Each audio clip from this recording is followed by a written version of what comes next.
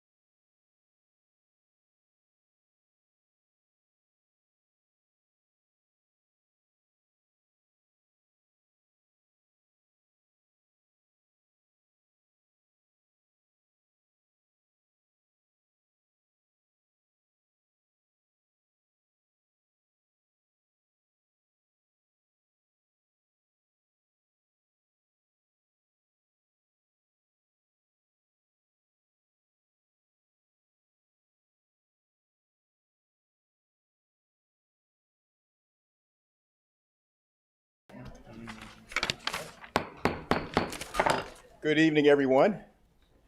Welcome to the Town Council meeting. I will call the meeting to order for Tuesday, April 14th, 2026. And we're going to move right into the agenda, starting with the Pledge of Allegiance. So if you would stand and join us in the pledge. I pledge allegiance to the flag of the United States of America and to the republic for which it stands, one nation, under God, indivisible, with liberty and justice for all.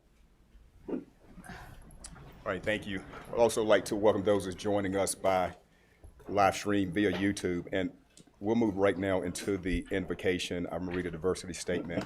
The town of Apex values and celebrates diversity and inclusion. We see diversity as a strength that binds our community together, inviting members from different faith communities to deliver the invocation at the beginning of our council meeting supports this unity.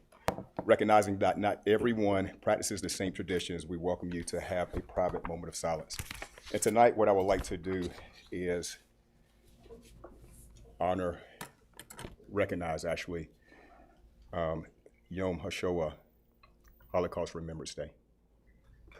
As we gather this evening, we do so during the observance of Yom HaShoah, Holocaust Remembrance Day, a time set aside to remember the millions of lives lost during one of the darkest chapters in human history. We honor the memory of those who were taken, the resilience of those who survived, and the responsibility we all share to ensure that such hatred and injustice are never repeated. As a community, we stand together in remembrance and reflection and in our shared commitment to dignity, humanity, and respect for all people. At this time, I invite us to observe a moment of silence.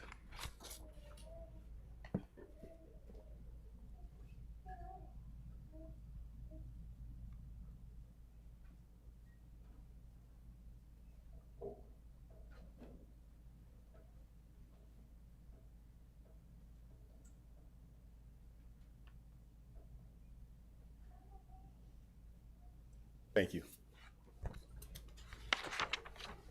All right, we'll move now into announcements and petitions by the governing body. And we'll start with Mayor Pro Tem Mahaffey as the first.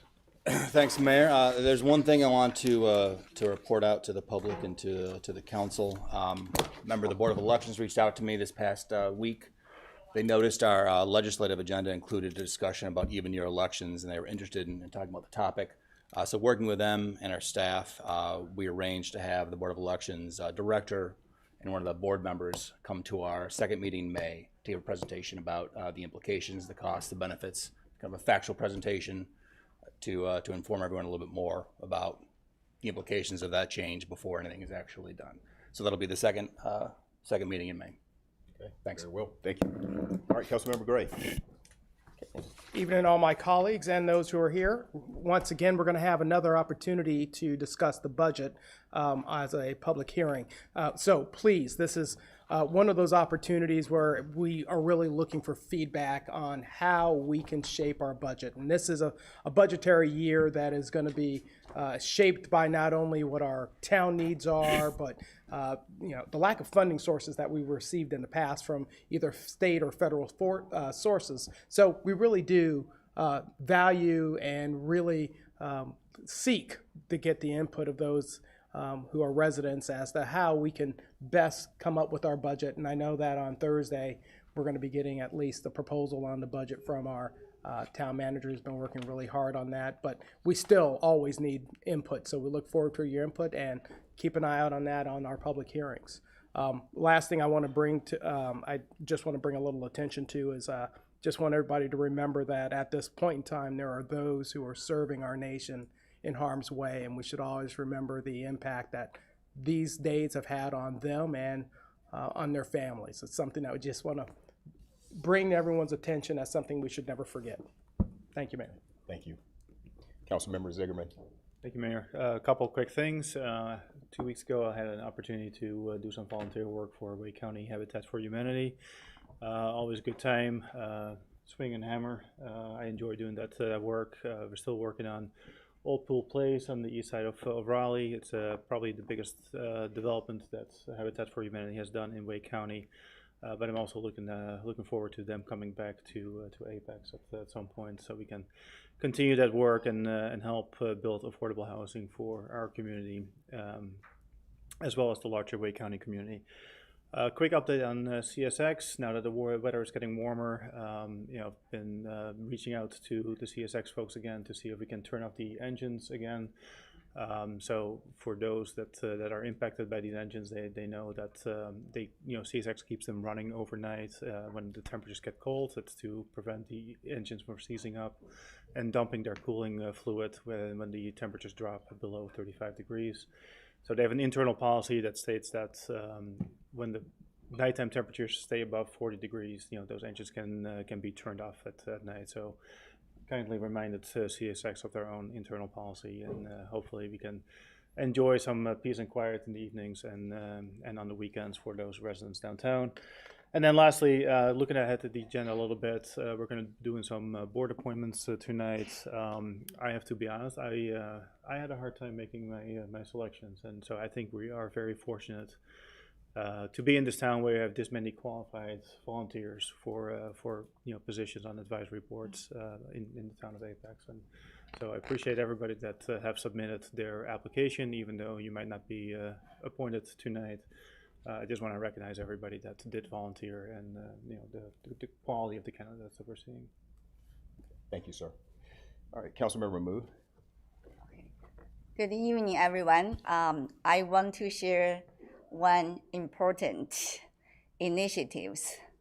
During the past several months, Commissioner Cheryl Stallings, myself, and we have been working to put together a task force, and with the help from Alan. Thank you, Alan.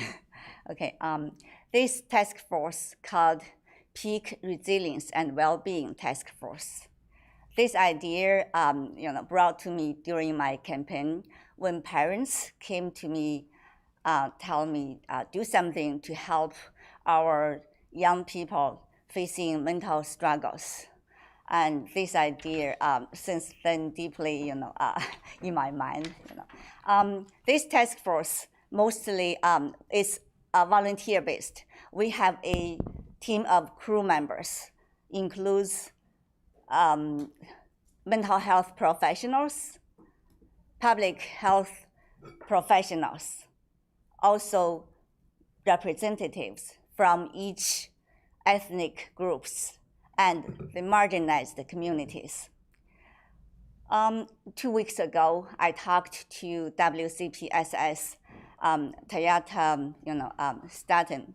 She is in charge of behavioral health in Wake County schools. She told me we lost 4 lives right before Easter. And with the federal and the state budget cut, the situation is only going to get worse. So I think it's a great idea. Our community, together to help with our students and our residents. The data show that 1 in 5 adults have been experiencing mental illness during the last year. Suicide is the second leading cause of death among young people. So I think, this task force would do good things for our community. So thank you. Please stay tuned. The first planning meeting is on April 23rd. Our first workshop is scheduled on May 29th. So please stay tuned for all the updates. If you like to volunteer or provide resources, information, please feel free, come to me. Thank you. Thank you so much. All right, Councilmember Reese. Thank you, Mayor. I want to bring a few things to everybody's attention in terms of events. Some of the things you're seeing across your screen. One of them is not listed, I don't believe, but the Chamber of Commerce Economic Forum is tomorrow from 5 to 7 p.m. at the Senior Center, and we'll have representatives from the U.S. Chamber of Commerce, Wake County Economic Development, Colleen Moraes from our Apex Economic Development Department. Should be a great event. Again, that's tomorrow from 5 to 7 p.m., an economic forum at the Senior Center. The next is on your screen. I want to bring attention to Earth Fest. That is this Saturday on Town Hall campus, right out here in the parking lot. And it's going to be a great event, and that is Saturday from 12 to 4 p.m. And along these lines, in regard to what Councilmember Gray just talked about with the budget, I will be proposing for us to explore during this budget cycle two initiatives. One will be to expand our Launch Apex program. It is an incredible program that had 67 applicants last year and only 20 seats. And so that's one great opportunity where we have a good problem.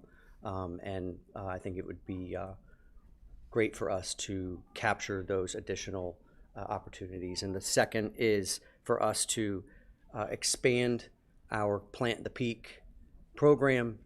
That is a great program where you can apply and have a native tree, pretty good size, planted professionally in your yard to push to increase that program as part of, again, this is along the lines of EarthFest and sustainability and reforesting Apex as much as we can. And the other is to initiate a Plant the Peak Way and Plant the Parks, just as footholds for us to build broader programs across town. Thank you, Mayor. Thank you so much, Councilman. All right, I'll close. Just to clarify, EarthFest is next Saturday. That is next Saturday, 25th. the 25th. We'll be early though. If you want to come out this coming Saturday, it sounds like I need to show up Just wanted to clarify. to meet you. And yeah, I defer to the screen. So thank you. Appreciate that. Thank you. Just two quick things. I just want to say, Saturday I got challenged by the Holly Springs mayor to a 100-meter race, and I'll just say that I won't do that again. My body is feeling it today, but Apex prevailed, so we got that done. But also, in the spirit of athletics, history was made yesterday. You may be familiar with a dynamic women's basketball player. Her name is Indy Navarre. She played for Apex Friendship, graduated in 2022, McDonald's All-American. She went on to play 1 year at Stanford, transferred to the University of North Carolina. Yes, and played 3 years there, and she was the 28th overall pick for the Atlanta Dream. So history was made, the first person ever drafted, first woman drafted in the WNBA right here in Apex, North Carolina. So Indy, if you're watching, congratulations.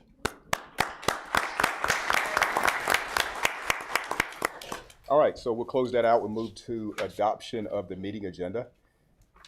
Town staff is requesting the removal of and updates for the following items: removal of consent agenda item number 14, memorandum of understanding between the Town of Apex and North Carolina Children's Health Incorporated, removal of presentation number 5, automated license plate reader LPR program update, and then final updated resolution and member list for regular meeting agenda item number 1, resolution establishing peak resilience and well-being task force. So with those changes, recommendations, is there a motion? So moved. Motion Zigerman. Second. Second, Mayor Pro Tem. Discussion, all in favor say aye. Aye. Opposed, motion carries. Now I have the consent agenda. As previously noted, town staff requests the removal of consent agenda item number 14, memorandum of understanding between Town of Apex and North Carolina Children's Health Incorporated. With that note, are there any other recommended changes? Hearing none, is there a motion to approve? Motion approved. Motion approved, Mayor Pro Tem. Second. Second, Zigerman. All in favor say aye. Aye. Opposed, motion carries.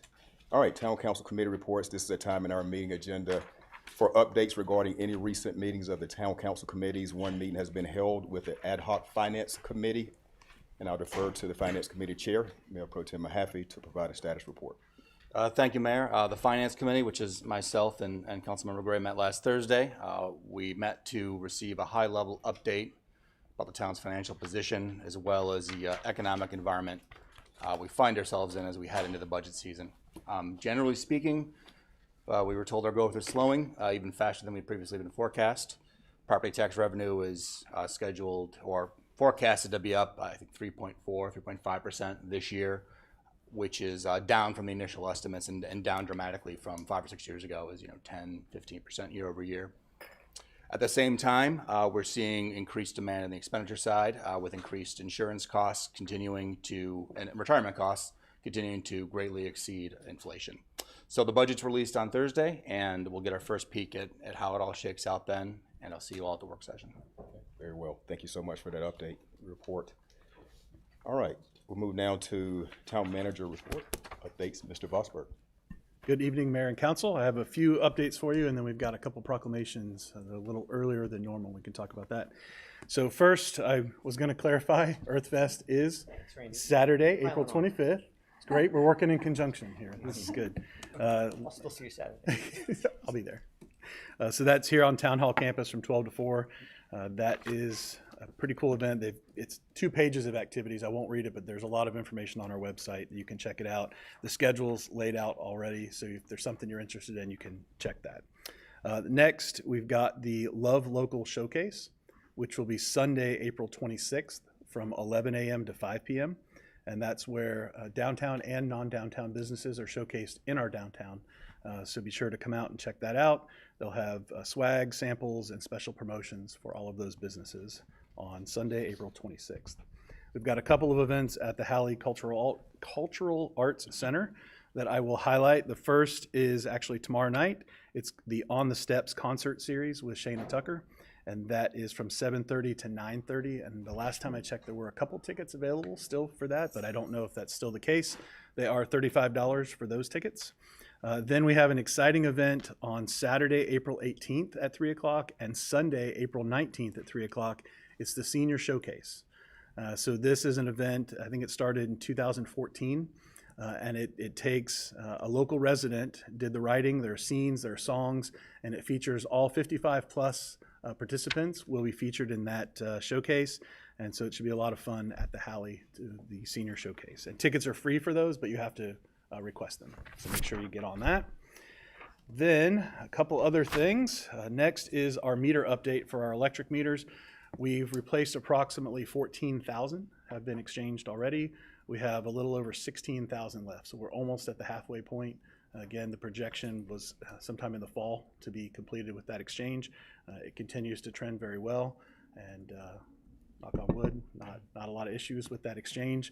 We're at the halfway point, so we'll continue on with that. Then I have the 2 proclamations that we'd like to go over.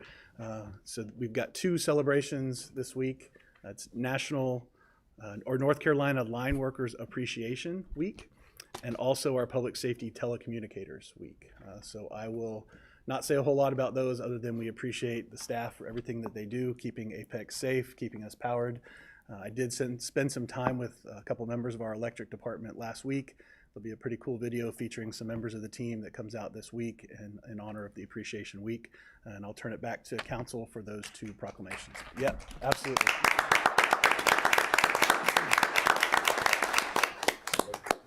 Okay. Well, let's get this done. Let's honor some great people here with proclamations.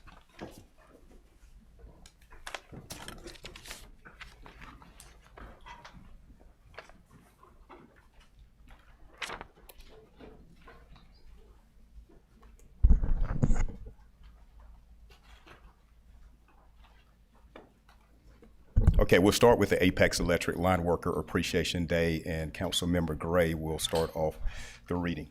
Thank you, sir. Thank you. Proclamation for Apex Electric Line Workers Appreciation Day. Whereas, on January 3rd, 2017, the 115th Congress of the United States adopted House Resolution 10, recognizing line workers, the profession of line workers, and the critical contribution these dedicated individuals make to protect public safety, while expressing support for designating April 18th as National Lineman Appreciation Day. And Whereas, on April 15th, 2015, the North Carolina General Assembly ratified House Bill 140, designating the second Monday in April of each year as Line Worker Appreciation Day in North Carolina, which falls on April 13th in 2026. And whereas the Town Council of Town of Apex recognizes and celebrates the vital role of electric line workers and wishes to honor the dedicated personnel who serve our community with professionalism and commitment. And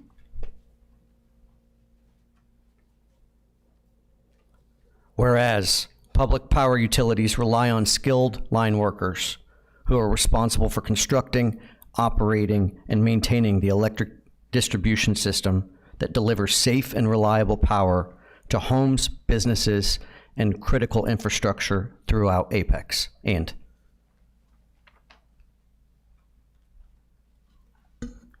whereas the line worker profession requires exceptional technical skill, ongoing training, and unwavering commitment to safety, with personnel working in all weather conditions and at all hours to ensure uninterrupted service. And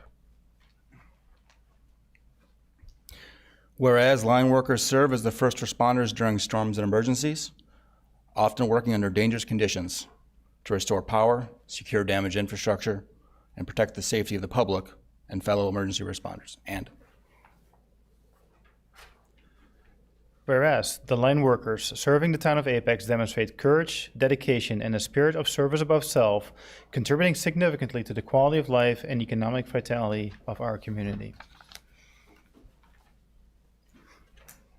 Now therefore, I, Jacques K. Gilbert, Mayor of Apex, North Carolina, do hereby proclaim April 13th and April 18th, 2026 as Line Worker Appreciation Days, and proudly designate Friday, April 17th, 2026 as Town of Apex Line Worker Appreciation Day, encouraging all residents to join in expressing gratitude for the essential work performed by these highly skilled professionals.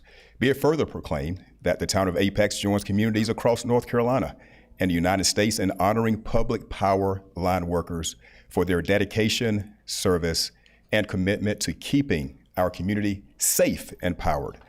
Tonight, we'll start with our great director who's watching, Kathy Morey. Hello, Kathy. Emily Woody, please come up. John Rose, Marty Stone, other Electric Utilities Department team members, come up and receive the proclamation. Thank you so much for your service.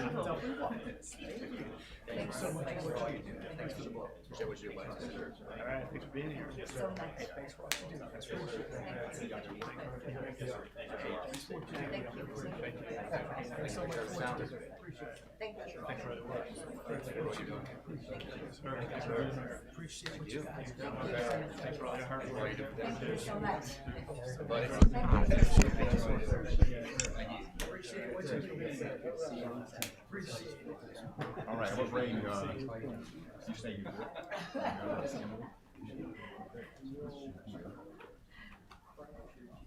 all right, the pretty people in the center. That's all. That's all.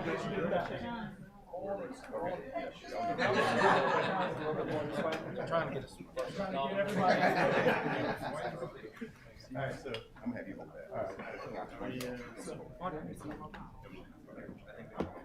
Oh, we need to balance this out a little bit. Can we have a couple of you guys over here? I feel like it's one-sided over here. There's some people.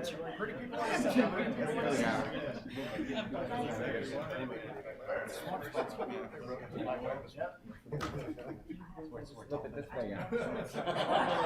And then we have you right there. If you don't mind. There you go.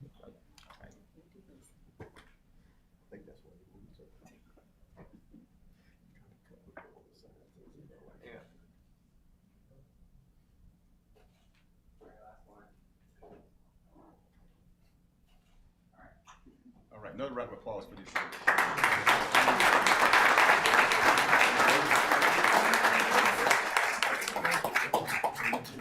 All right, thank you guys. Appreciate you. Hey, speech, where's the speech at?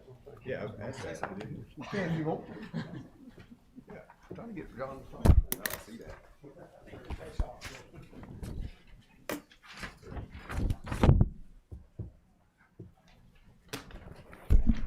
Okay, thank you again for your work. We'll move now to the second proclamation, National Public Safety Telecommunicator Week 2026. Council member Moo, if you would please start us on the reading of the proclamation.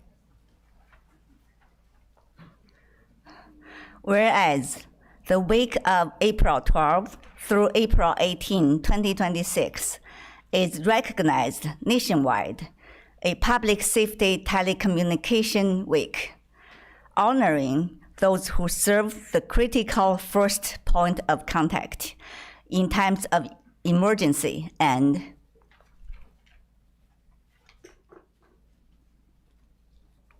whereas public safety telecommunicators perform an essential role in protecting life and property by answering emergency and non-emergency calls, dispatching appropriate resources, and providing calm, clear guidance to individuals in distress. And whereas the town of Apex proudly recognizes its dedicated team of 14 public safety telecommunicators who serve the community with professionalism, compassion, and unwavering commitment. And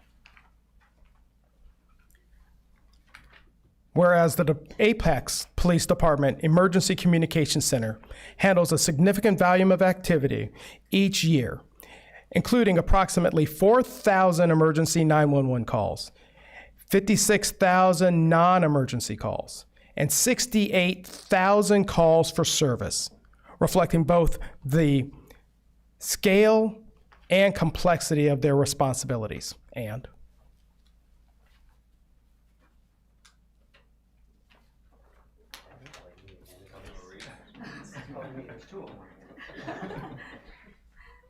rough night. Whereas these highly trained professionals serve as the vital link between residents and emergency responders, including law enforcement, fire, and emergency responders, and emergency medical services, often making critical decisions in high pressure and rapidly evolving situations. And whereas public safety telecommunicators demonstrate exceptional skill, resilience, and dedication, working behind the scenes 24 hours a day, 7 days a week, to ensure timely and effective emergency response. And whereas their service is fundamental to the safety, security, and well-being of the Apex community, and their contributions deserve recognition and appreciation. Now, therefore, I, Jacques K. Gilbert, Mayor of Apex, North Carolina, do hereby proclaim Sunday, April 12th through Saturday, April 18th, 2026, as Public Safety Telecommunicators Week in the town of Apex, and encourage all residents to recognize and thank these dedicated professionals for their vital service. Be it further proclaimed that the town of Apex expresses its sincere gratitude to its public safety telecommunicators for their professionalism, dedication, and commitment to serving others in times of need. I would like to call up Assistant Town Manager Demetria John. Where's she at? Did she leave? She's in the corner. All right, cool. Jim Newhouse, Communications Manager, Supervisor Sean Williams, Jerica Cole, and Kylie Rhodes, and telecommunicators Patricia Warlow, Joel Ward, Piper York, and Wayne Faber. All right.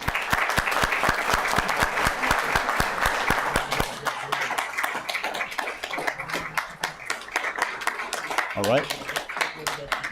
And of course, Chief Ryan Johansson. thanks so much for what you do.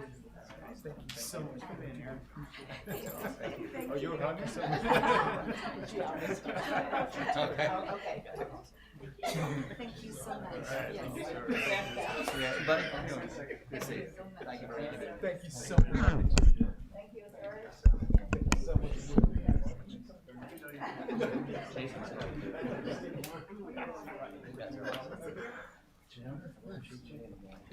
All right. Come on, act like you know. Demetri, are you in the middle? You stand over? Right over. Okay, yes, ma'am. All right.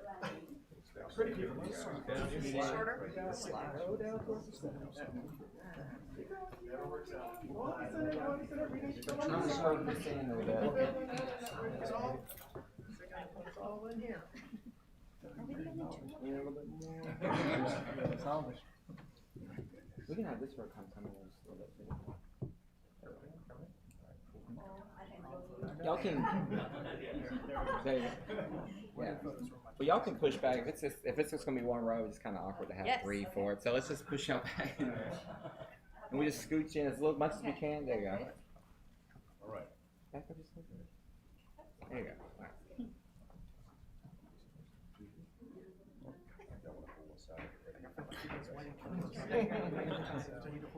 I know, right?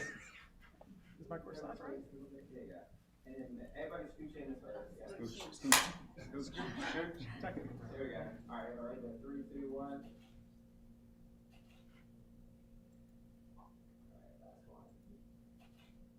All right. Another round of applause for our children.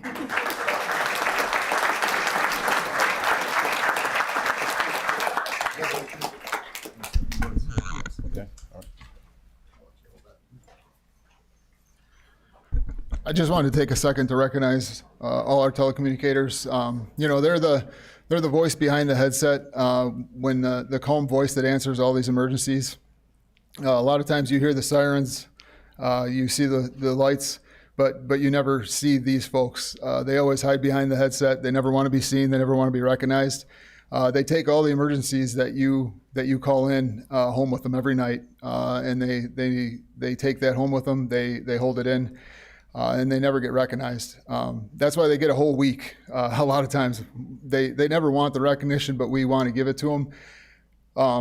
I appreciate the adopted dispatcher. We started that 2 years ago, and it took off. Kylie Rhodes and Supervisor Cole, those are the two that started it, and it took off with a hit, and we can't thank you folks enough for it because it really means a lot to them to get recognized. And to see all the support that we get really is touching. They don't see enough of it. So again, we really appreciate it. I can't thank them enough for what they do every day, and for all the training that they do behind the scenes to make sure that everybody gets taken care of in here. So again, thank you, and thank all the TCs. Thank you. Thank you all. Thank you.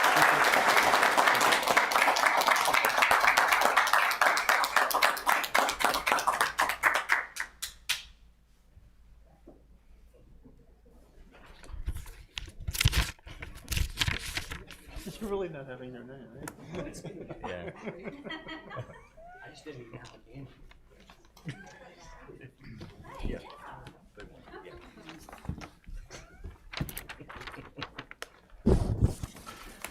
All right, Mr. Boxberg, do you have anything else? You're good. Okay, thank you so much. All right, we'll move now to Town Clerk Coleman. Yes, thank you, Mayor. Good evening, Council. Just an update.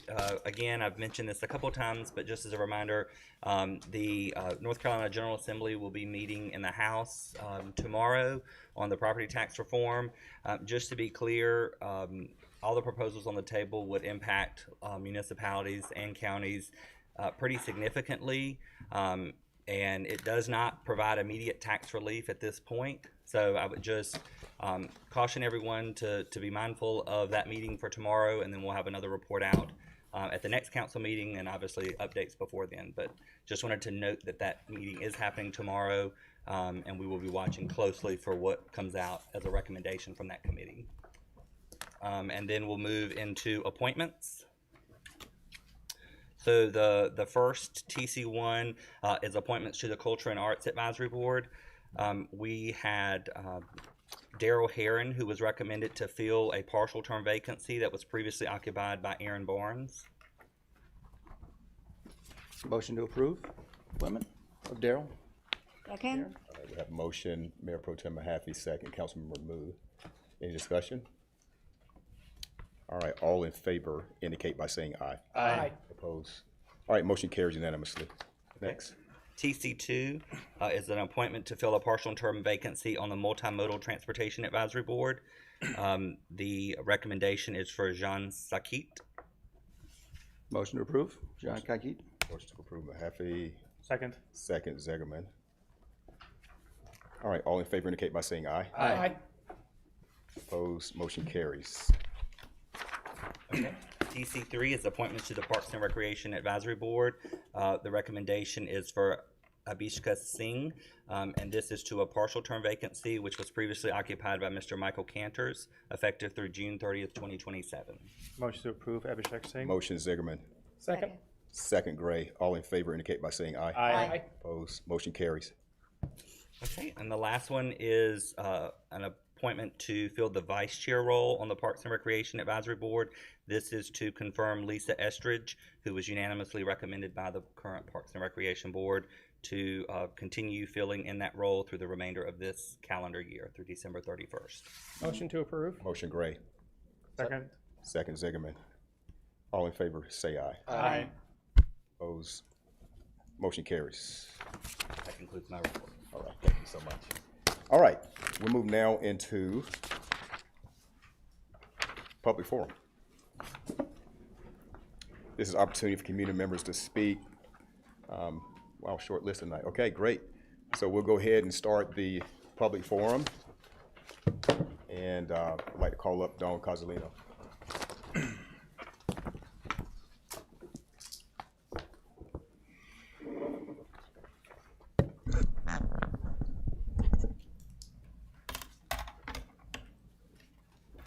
Dawn Cozzolino, 3632 Bosco Road.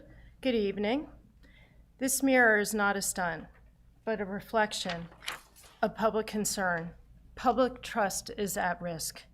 As the saying goes, if you want to make the world a better place, take a look at yourself and make a change.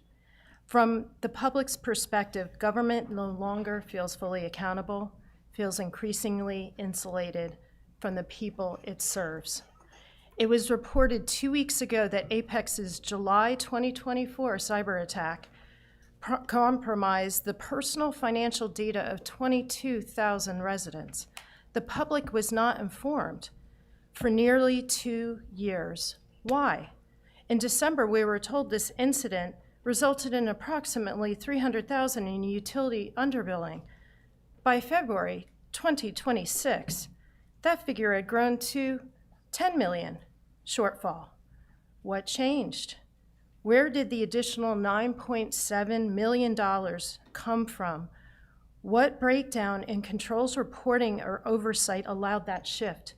What is being done now to correct and restore public confidence? At the last council meeting, instead of clear answers, the town manager, Randy Vosberg, highlighted a community Easter egg hunt. Meanwhile, Terry Mahaffey reports growth is slowing, yet 20 additional positions are still being added. All of you, collectively up here, represent taxpayer-funded compensation of approximately $1.5 million. Across the rest of Apex, there are 29 planning positions within a $70.4 million compensation budget supporting 796 employees. This reflects a staffing and outsourcing structure aligned more with development activity than with transparent service to the public. There is a widening perception gap between what residents are experiencing and what is being communicated publicly. And under the North Carolina Constitution, you took an oath to serve the people, not to manage perception, not to bury decisions in process, and not to reduce accountability. And what we're seeing is information withheld, explanations limited, and decisions moving forward without accountability. This is not transparency. You do not answer to shareholders, you answer to us. We are the people. And this government serves the people. Thank you. Elizabeth Stitt.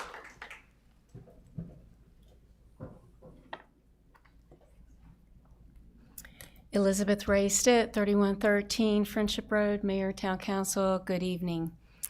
So I would say, based on all the applications that the town received for the boards, it's a pretty good sign that we do not have enough volunteer positions for the community. We are a growing community, and we really have not increased the number of volunteer opportunities. I've talked in the past about how Raleigh has resident advisory councils. We could add those, we could divide the town up into districts like Raleigh does, and so that the people who want to have a say in their community have an opportunity to do so. They should not have to be weeded through a bunch of resumes and only one or two can get chosen. We have a community that is very educated, who's very motivated, and would like to have a say in what's going on. But there's not enough opportunities. So I ask you to consider where you can partner with the community and allow more opportunity to come in.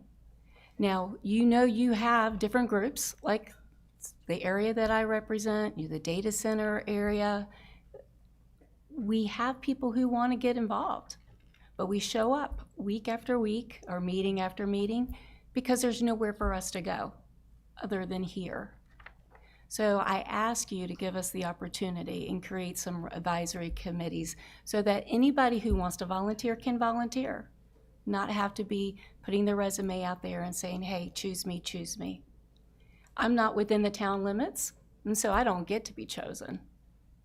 We're not allowed, but I am very much impacted by every decision that you guys make.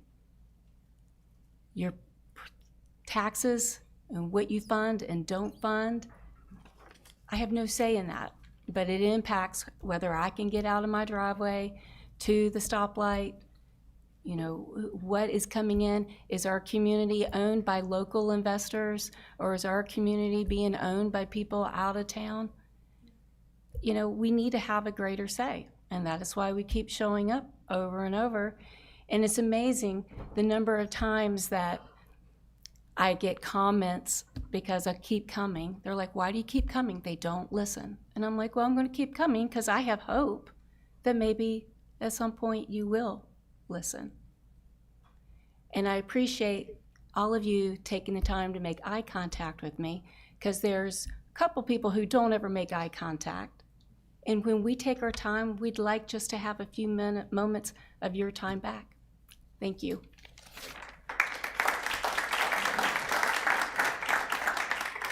Fran Hudson. Hello. Fran Hudson, 5524 Rex Road. Mayor and Council, I submitted a public records request 6 months ago today. This was a simple request and only included data required by North Carolina General Statute 132. Other municipalities have filled the same request in a matter of days. And yet, I'm still waiting for Apex after 6 months and many inquiries. On October 27th, Alan emailed me stating, I anticipate this request to be fully completed/closed by the end of this week.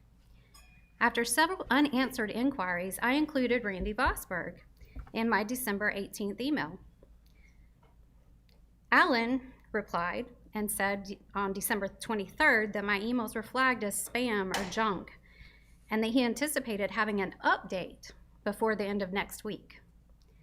Alan also stated the town manager does not oversee the public records program, and I haven't heard from Alan since. Under North Carolina General Statute 160A-148, the town manager is the chief administrator, and has powers and duties that include directing and supervising the administration of all departments, offices, and agencies of the city, and must see that all laws of the state are faithfully executed. Even more concerning, J.P. Paris prepared a report that was included in the December 9th meeting about the public records. If they're still verifying this data after 6 months of me waiting, how could he have reported a summary on the information that I asked for?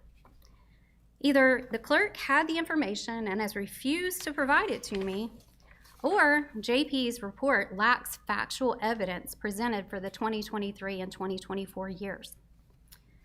I even posted a comment on Terry Mahaffey's Facebook post highlighting the office of the town clerk. Ashley Gentry actually replied to that comment offering assistance, but I was not assisted. Terry, you personally reached out to me by email, and after my comment on your Facebook post, you offered to help, and I included all of you in my reply on March 13th. I also requested a time I could come to the clerk's office to see what the process of the verification is, and received no reply from Alan or any of you. That was included in that email. The town clerk webpage states, the town clerk is committed to providing you with the highest quality of customer service possible. I have not received the highest quality of service possible.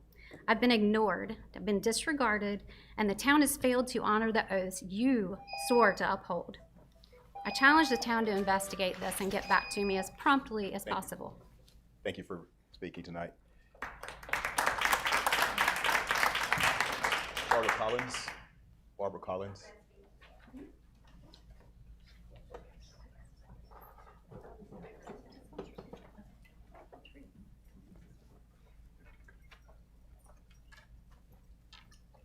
Barbara Collins, 901 Norwood Lane, Apex, for 28 years, same house. So I'm not here to talk about anything other than affordable housing. And I want to give you my idea that I have vetted with people who told me, on the one hand, it was terrible, and on the other hand, not doable, and on the other hand, too expensive. So let me answer all of those quickly. One of the big housing problems we have in Apex is that we were fairly rural, and houses were affordable, and people like me moved into them. We moved into our house because of the high schools, right? And we wanted to be walking distance, and then we couldn't be redistricted, right? So everybody has made their choices to be here. Well, 30 years later, I have nowhere to go. And so I could give up my house in Apex, right? Because wouldn't Bank of America rather have a $700,000 loan than a bunch of people who are just sitting around being old hippies and not have to pay anymore, right? So here's my idea. There is a vested interest through banks, insurance companies, finance. It's an economic employment issue, senior housing.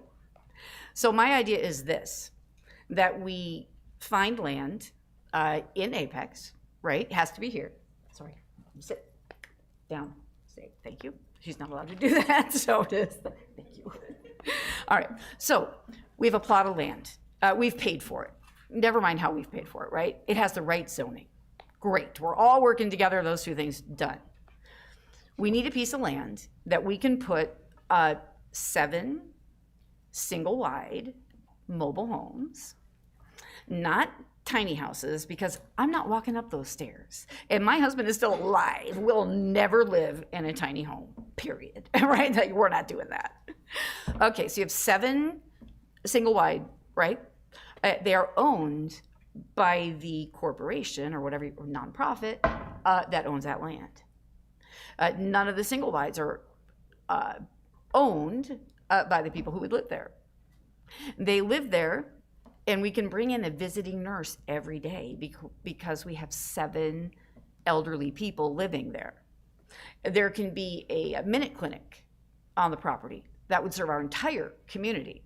So where it went wrong, as I was pitching this to people, was in single-wide homes, right? They didn't like the idea of it. I know that there's a reminiscing, right, about what that's meaned in our community, but people are solving this all over the country, and it's time for us to do it too. If we had better, more affordable senior housing that allowed us to stay in our community with our grandchildren and our families in retirement, beautiful area, who wouldn't do it? That's my question. Come on, Max. Thank you. All right. All right, final speaker, George Hogan.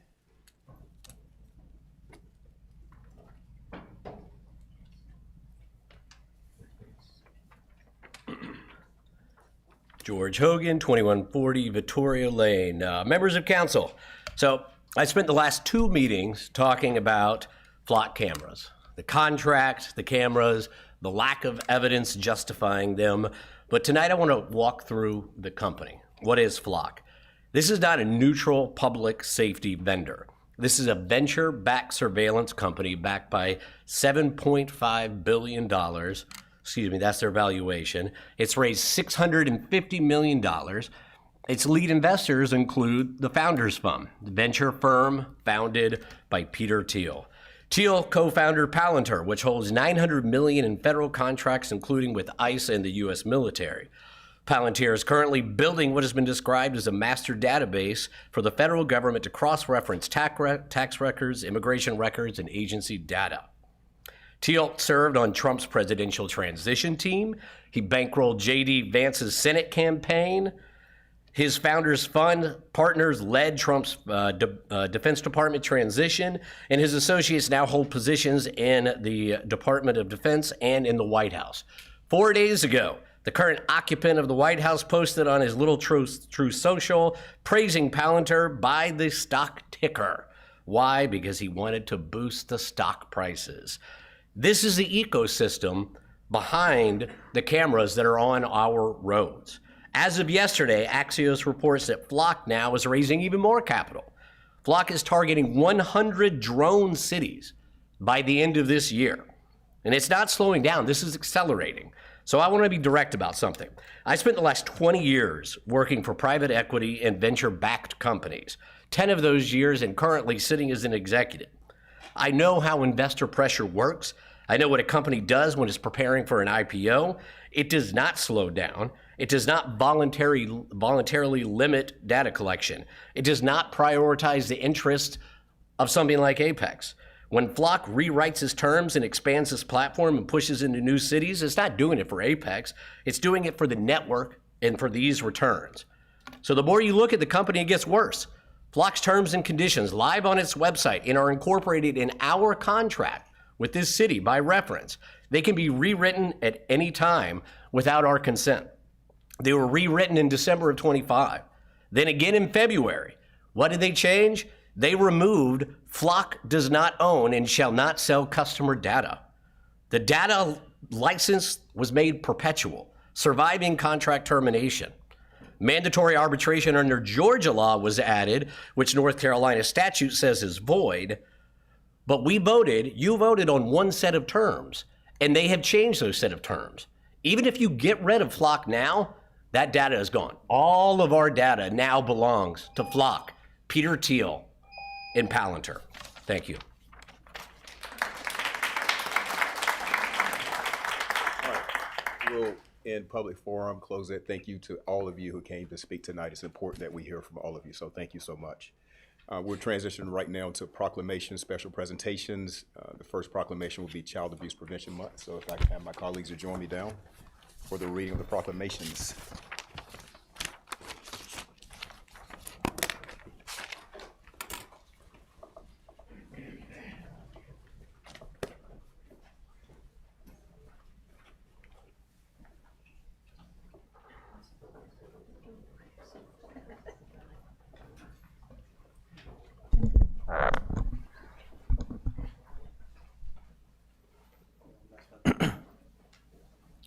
Whereas children are vital to the future success, prosperity, and quality of life in our community, and all children deserve to grow up in safe, stable, and nurturing environment. And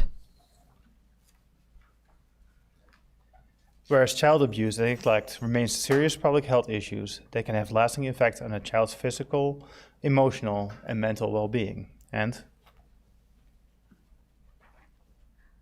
whereas preventing child abuse and neglect requires a shared commitment among families, neighbors, educators, health care providers, community organizations, and government agencies. And whereas strengthening families through supportive services, education, and access to resources can help prevent abuse and promote healthy child development. And whereas communities that prioritize prevention efforts, promote awareness, and provide support systems help ensure that children can thrive and reach their full potential. And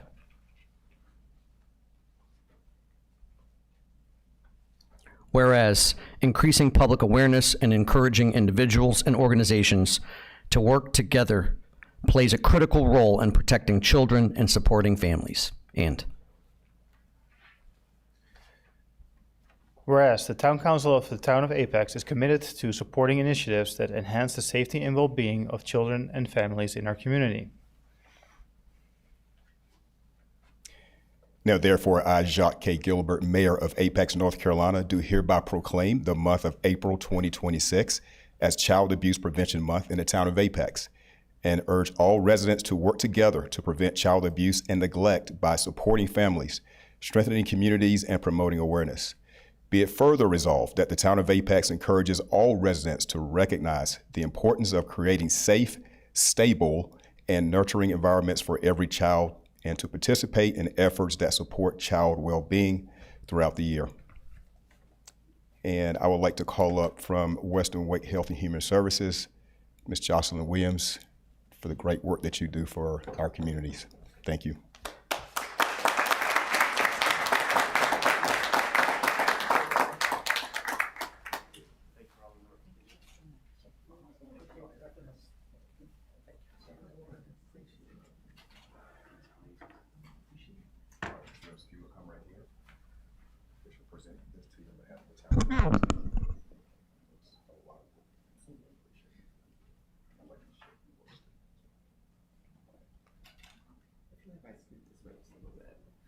We're kind of off center for some reason.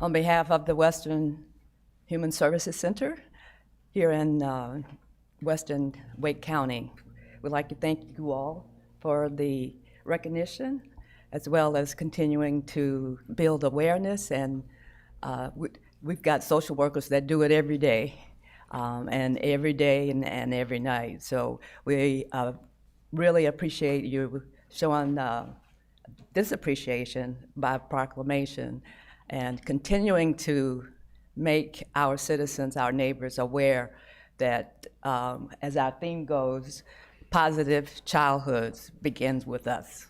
Thank you. Thank you so much.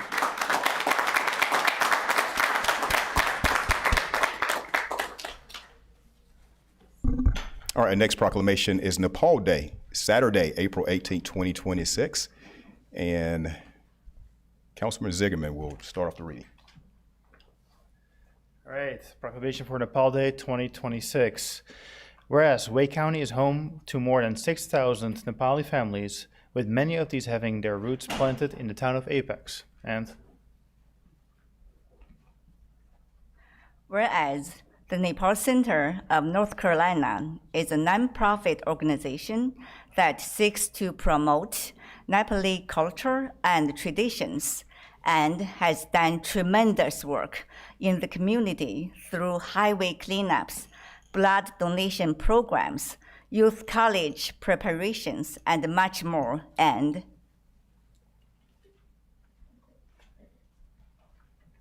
whereas the town of Apex is honored to be home to many Nepali families, as they are friendly neighbors, committed community members, and excellent contributors to our local economy. And whereas, as a blend of culture with one of Nepal's most popular sports, the town is proud to celebrate the first full year of operation of the cricket pitch at Apex JC Park this past March. And whereas whereas paying homage to the iconic Nepali landmark of Mount Everest and to the history of North Carolina, the motto of the Nepal Center of North Carolina is first in height, first in flight, symbolizing the connections between the cultures and the unity that has been created between the communities. Now, therefore, I, Jacques Gilbert, Mayor of Apex, North Carolina, do hereby proclaim Saturday, April 18, 2026, as Nepal Day in the town of Apex, and extend my appreciation to all the Nepali residents in Apex for helping make our town so special. So, yes, absolutely. All right, thank you, sir.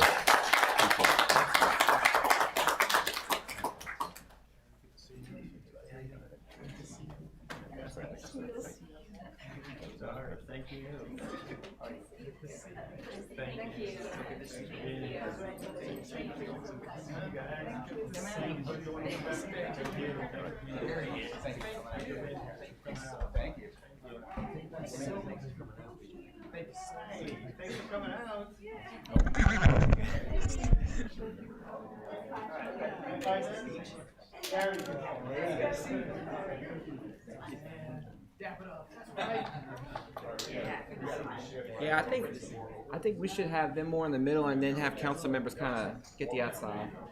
Yeah.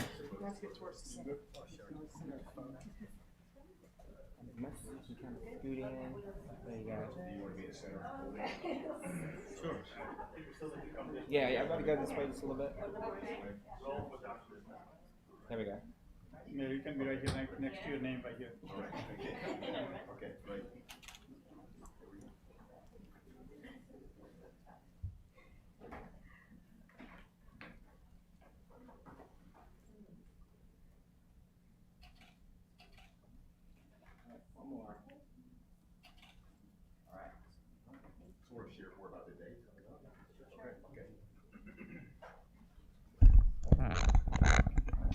Good evening, everyone. I'm extremely delighted to share about our Nepal Day event that's happening this Saturday, April 18. And thank you very much for this proclamation, and thank you for this recognition. Quick background about Nepal Day. It's celebrated to welcome Nepali New Year, and this year we are welcoming 2083. I know it's 2026, but we are way ahead in time, living in the future. And today is the first day of 2083 in Nepal. So this Saturday, we are celebrating this Nepal Day in Cedar Fork District Park. So I'd like to invite all the community members there, where we would have cultural performance representing Nepali culture. We would have food from different parts of the country. And at the same time, we also have kids-friendly event like bouncy house, and also other vendors selling products. So come experience Nepali culture and experience Mini Nepal at Cedar Fork District Park this Saturday, April 18. And thank you for this recognition. It means a lot to us. Thank you. We greatly appreciate that.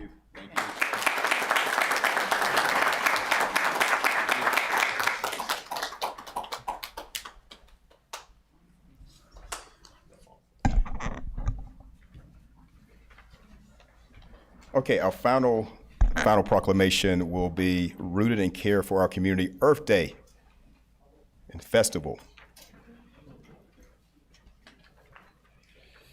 Mayor Pro Tem Mahaffey. Thank you, Mayor. Whereas Earth Day, observed annually on April 22nd, is a global call to action that unites communities worldwide in recognizing the importance of environmental stewardship, conservation, and collective responsibility to protect natural resources for present and future generations. And whereas the town of Apex is committed to advancing sustainability, environmental awareness, and resilient community practices through education, partnerships, and local initiatives that promote responsible stewardship of land, water, and air resources. And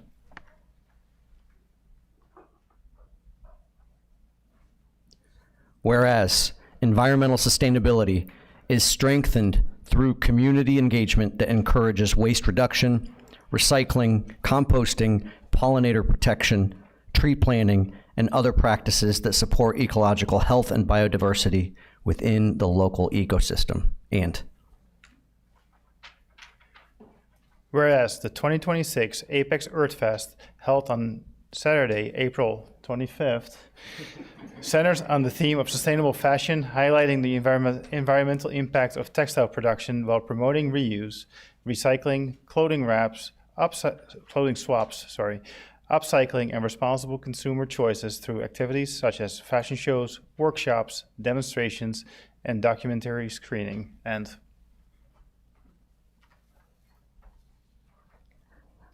whereas Apex Earth Fest further advances environmental education and action through initiatives such as Arbor Day and pollinator garden plantings, low-waste food offerings, composting and recycling demonstrations, and a community marketplace showcasing local resources and sustainability-focused organizations. Now, therefore, I, Jacques K. Gilbert, Mayor of Apex, North Carolina, do hereby proclaim Wednesday, April 22nd, 2026 as Earth Day and Saturday, April 24th, 2026 as Apex Earth Festival Day in the town of Apex, and encourage all residents to participate in activities that promote environmental awareness, sustainability, and community connection. Be it further proclaimed that the town of Apex calls upon all residents to remain rooted in care for our community and environment by embracing sustainable practices that protect and preserve natural resources for future generations. And I'll let it call Mayor Pro Tem Mahaffey up before I call up the recipients of the proclamation. Yes, thank you, Mayor. So in honor of Earth Day and consistent with the proclamation that we just read, I wanted to bring forward a resolution for the town of Apex. It's actually a couple pages long. It's available online if you want to click through to see it. But in general, this is a resolution encouraging the reduction of paper process in the town of Apex. It affirms the town of Apex's commitment to sustainability by encouraging a continued shift from paper-based processes to digital operations. It recognizes progress made with staff and directs staff to expand paperless practices where practical, improving efficiency, reducing costs, and minimizing the environmental impact. The resolution emphasizes flexibility, allowing departments to retain paper use when necessary and ensure compliance with legal requirements. Overall, the intent here is to establish paperless processes as a default for the town of Apex, while supporting the ongoing evaluation and improvement aligned with the town's sustainability plan. I thought it was fitting to have this resolution aligned with our Rooted in Community Earth Day festivals and to bolster our sustainability efforts, and I'm proud to make a motion to approve. Motion to approve. Got a motion. Second. Great. Second. Move. All in favor, say aye. Aye. Opposed? All right, motion carries. All right. Absolutely. Okay, receiving the proclamation, please come up. Nora Skinner, Don Reeves, Najeri Moeller, she's our Environmental Advisory Board EAB Vice Chair, Melissa Ripper, EAB member, Daniel Valley, EAB member, Sandra Velez-Noor, EAB member. So please come up and receive the proclamation.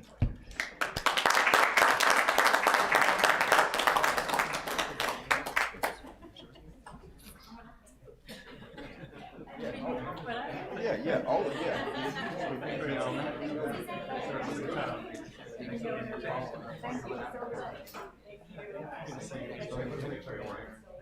Yes, it is. I was thinking no polling day.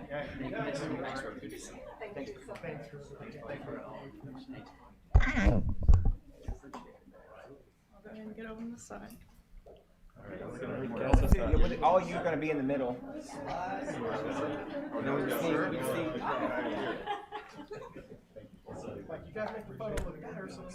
Let's put y'all kind of center it a little bit more.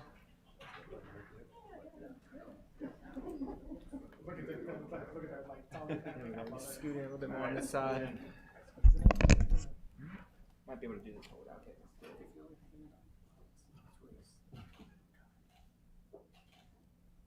All right, last one.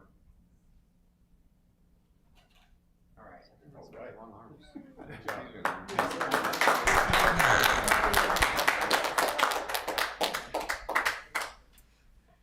If you may have noticed, if you've been watching the screens, The Environmental Advisory Board actually has 3 more meetings this week alone.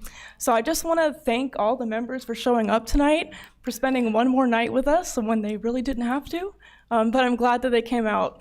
And then same thing, wanted to just talk about EarthFest. Please come out and join us on the 25th on that Saturday. We have a sustainable fashion show. So it's not just about sustainable fashion. We're actually putting the clothes on. There are some staff members. Ashley and I are going to be in the fashion show. So that's going to be super fun. We have a clothing swap we're doing, some sewing workshops, a documentary screening about local designers from the Triangle. So it's just going to be a really fun Saturday afternoon, and we'd love to see you there. Thank you.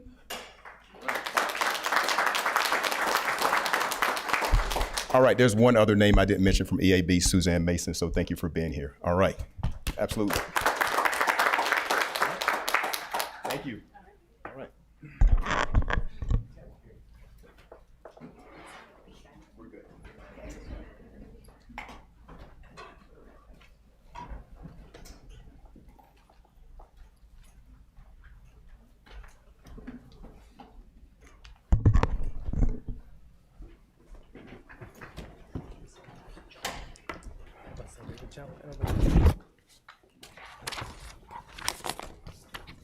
All right, everybody good? We rolling on? Yeah. Okay, all right, good. All right, we move now to presentation 6, yard waste update. Mr. John Mullis, Public Works Director. Thanks for being here. Good evening, Mayor and Council. My pleasure to be back before you this evening. I'm John Mullis, Public Works Director. During the February 26th council retreat, several motions were made regarding yard waste, programming, and transition schedules. During that retreat presentation, I mentioned that we would come back with a proposed timeline as well as a communications plan. So tonight I'm going to hit the proposed timeline that we're recommending as far as, and also addressing potential ordinance changes, just the highlights on ordinance changes. And then I'll be deferring to our communications director, Stacey Galloway. So that's our agenda that's on the screen. And here is the actual motions that were made. I'll start with the second motion, which was to direct staff to begin immediate communication with the public regarding the town council's intent to eliminate grass collection effective July 1st. The next motion was to direct staff to evaluate the feasibility of transitioning all other yard waste to a containerized collection system. And then the last motion was to transition to a biweekly collection. Before I begin the next part of the presentation, I just want to remind you, as well as our audience, that a lot of work was done over almost 3 years. If anyone is interested, you can go back to the work sessions that were held in December of 2023, as well as March of 2024, because there's a wealth of information that frames where we are today. And then also there was a 2-year study period of our yard waste program itself that we brought before you in February of 2026. So for those that might want a recap of what brought us to where we are now, I think that's a really good reference point for us to consider. As far as the timeline, April 26th, tonight, we're providing the town council an update. In April 28th meeting, our intention is to receive public input on the proposed changes. May 12th, we'd like to bring back to you proposed ordinance revisions, and that would also include the enforcement component that was mentioned at one of the work sessions that you were interested in. July 1st of this year is when the ordinances would take effect, and then October 18th is when we would begin our leaf season. Just a reminder, there are no planned changes to leaf collection. That will still be done with the vacuum trucks, mainly due to volume and just the overall volume that we have. What is different, and you may remember in the work session, we presented a bi-weekly collection zone map. One big thing about the zone collection is residents will have all week they'll put their yard waste out on Sunday night or Monday morning before that week, and we collect all week in a certain zone. I-540 divides the A route and the B routes. So that biweekly collection zone will go for a period of 7 sweeps. This is very common practice in large municipalities. Our neighbors, Raleigh, which they've gone to full containerization this year, but they had 2 sweeps. Cary has 2 sweeps. They try to get, or actually they have 3 sweeps, 2 sweeps before Christmas and 1 after. And then Holly Springs has 4 sweeps. We're proposing 7. And then as the leaf season rolls out, we start our regular biweekly collection following the leaf season. Regarding grass collection, we plan on collecting grass all through the growing season. So January 1st of 2027 is where we're proposing to eliminate the collection of grass. February 8th is when we would start the regular biweekly zone collection. October 17th, we would go back to the leaf season. So we're on a biweekly schedule for both leaves and regular collection. Now, one of the motions was to direct staff to look into containerization of yard waste. As you may remember, everyone around us does some type of containerization. The biggest benefit really is the standardization of how you collect waste. We learned from our data that the most efficient collection practices is a single operator out collecting waste versus multiple people. So containerization gets everything in the same component. Also the neighborhood aesthetics, just absolutely a big difference in that everything is contained. It protects our stormwater infrastructure, so we're able to keep the town looking good. And it really plays well into just the sustainability part of how we do our operations. As far as containerizations, the yard waste carts would start to be delivered between May and June of 2028, with a go live after July 4th, July 10th. That's when we would start the actual containerization process. Proposed ordinances, again, this is not all of them, but this is just to give you an idea. Right now, where we place yard waste is along the curb, edge of pavement. Right now, we collect limbs 8 foot long, 8 foot or 8 inches in diameter, and we do include grass clippings. So what would change as of July 1st, we would have that 3 feet behind the curb and edge of pavement, and small limbs would go from 8 feet to 6 feet. The reason for this is we use rear loaders. So when you put the limbs in the rear loaders, they can't be too wide. So that's the biggest reason there. And then, of course, the exclusion of grass clippings. And then after containerization in the spring of 2028, your collection point is all carts. So what doesn't fit in the cart, we're offering specialized collection. So if anyone has yard waste debris, they have the enhanced option of calling us for a fee to have that yard waste collected. Pre-collection practices, right now currently no yard waste less than 10 feet of the storm drain and unlimited volumes of yard waste. Proposing is still less than 10 feet upstream of a storm drain, no yard waste from separate properties. That way we can identify who the yard waste belongs to. No yard waste 6 foot from obstacles. As you know, when we're operating hydraulic arms, that's very difficult to maneuver that. And then we also have yard waste placed in bike lanes, ramps, sidewalks. So we're just trying to tighten the ordinance on that a little bit. And then yard waste placed in direction of travel. That helps us if we have to do any chipping operation. Everything is in the right order for us. And less than 2 cubic yards are without a fee during the period up until we get to containerization. And then council has given direction still to define what excess yard waste is, but the consensus has been greater than 2 cubic yards. Now, just to put that in perspective, that's about what fits on the back of a pickup truck, 2 cubic yards. So we would collect that amount of yard waste without a fee. And then when you get to containerization, your placement restrictions really only applies to leaves. You put those out in front of your yard because the yard waste would be in a cart. You would just put it out like normal. So one cart would be included in the fee. And service limitations, once per week, the change would go to collection scheduled by council, which is currently proposed biweekly. And then no land clearing debris. That's if you have a stump in your yard or something. We don't get that now, but we've added the definitions to be a little bit more specific, where no land clearing debris, grass, dirt, roots, sod, mulch, concrete, a lot of those are in that now. It's just not been really clearly defined. And the reason for this is it's not something that our disposal facilities would accept anyway. Proposed ordinance changes, enforcement.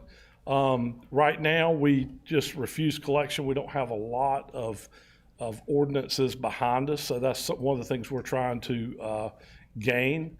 And so when the ordinances are adopted and proposed, there'll be some enforcement behind that, which is something that's well needed. But as I've mentioned over and over, our intent is just for compliance. So we want to educate, coach. If we wind up and have a situation where we have the same household or resident over and over and over, we'll have some ordinances. But our intent is to help our residents collect. But we've just not had the enforcement action backing us in the past. So hopefully we'll resolve that. So happy to answer any questions before I turn it over to communications. One quick question, John, and Yes. I know this is kind of the burning question that I think everyone who is hearing this and may not have followed the last 3 years, and let me tell you, appreciate the 2 years of research that you've done on this. Can you speak a little bit to the concern about, why we're making this change on grass, and specifically speaking to where this stuff goes and its capacity and what may happen? And then as a follow-up to that, if you could also speak a little bit to the question about, why this is really necessary when we start looking at things such as our drains, how close we put stuff and things like that. So we're not alone. Cary and Holly Springs is in the same boat that we are as far as grass. All of us use the same count on your finger disposal facilities that have capacity issues. So we have no trouble getting rid of woody material, branches, leaves, chips and mulch can be made out of those products and compost. But grass is one of those items that have herbicides, pesticides, people fertilize their yard. Well, that picks up in the grass. So if someone is a certified composter, that they don't want that type of mix in their compost mix. So what happens with it, to one part of your question, is the folks who will take it generally make dirt, mix it with other material, and so it's not part of the compost process. So what challenges that we run into is if we're going to have a guaranteed curbside collection program, we need guaranteed contracts, and no one's been willing to enter into long-term contracts. A lot of this is because there's state regulations on this. It's different types of contracts for different types of yard waste. So it's very difficult for us. Raleigh thought about this a long time ago, so they have the bandwidth and all the necessary permits, all the labor and resources to be able to accept grass at their facility.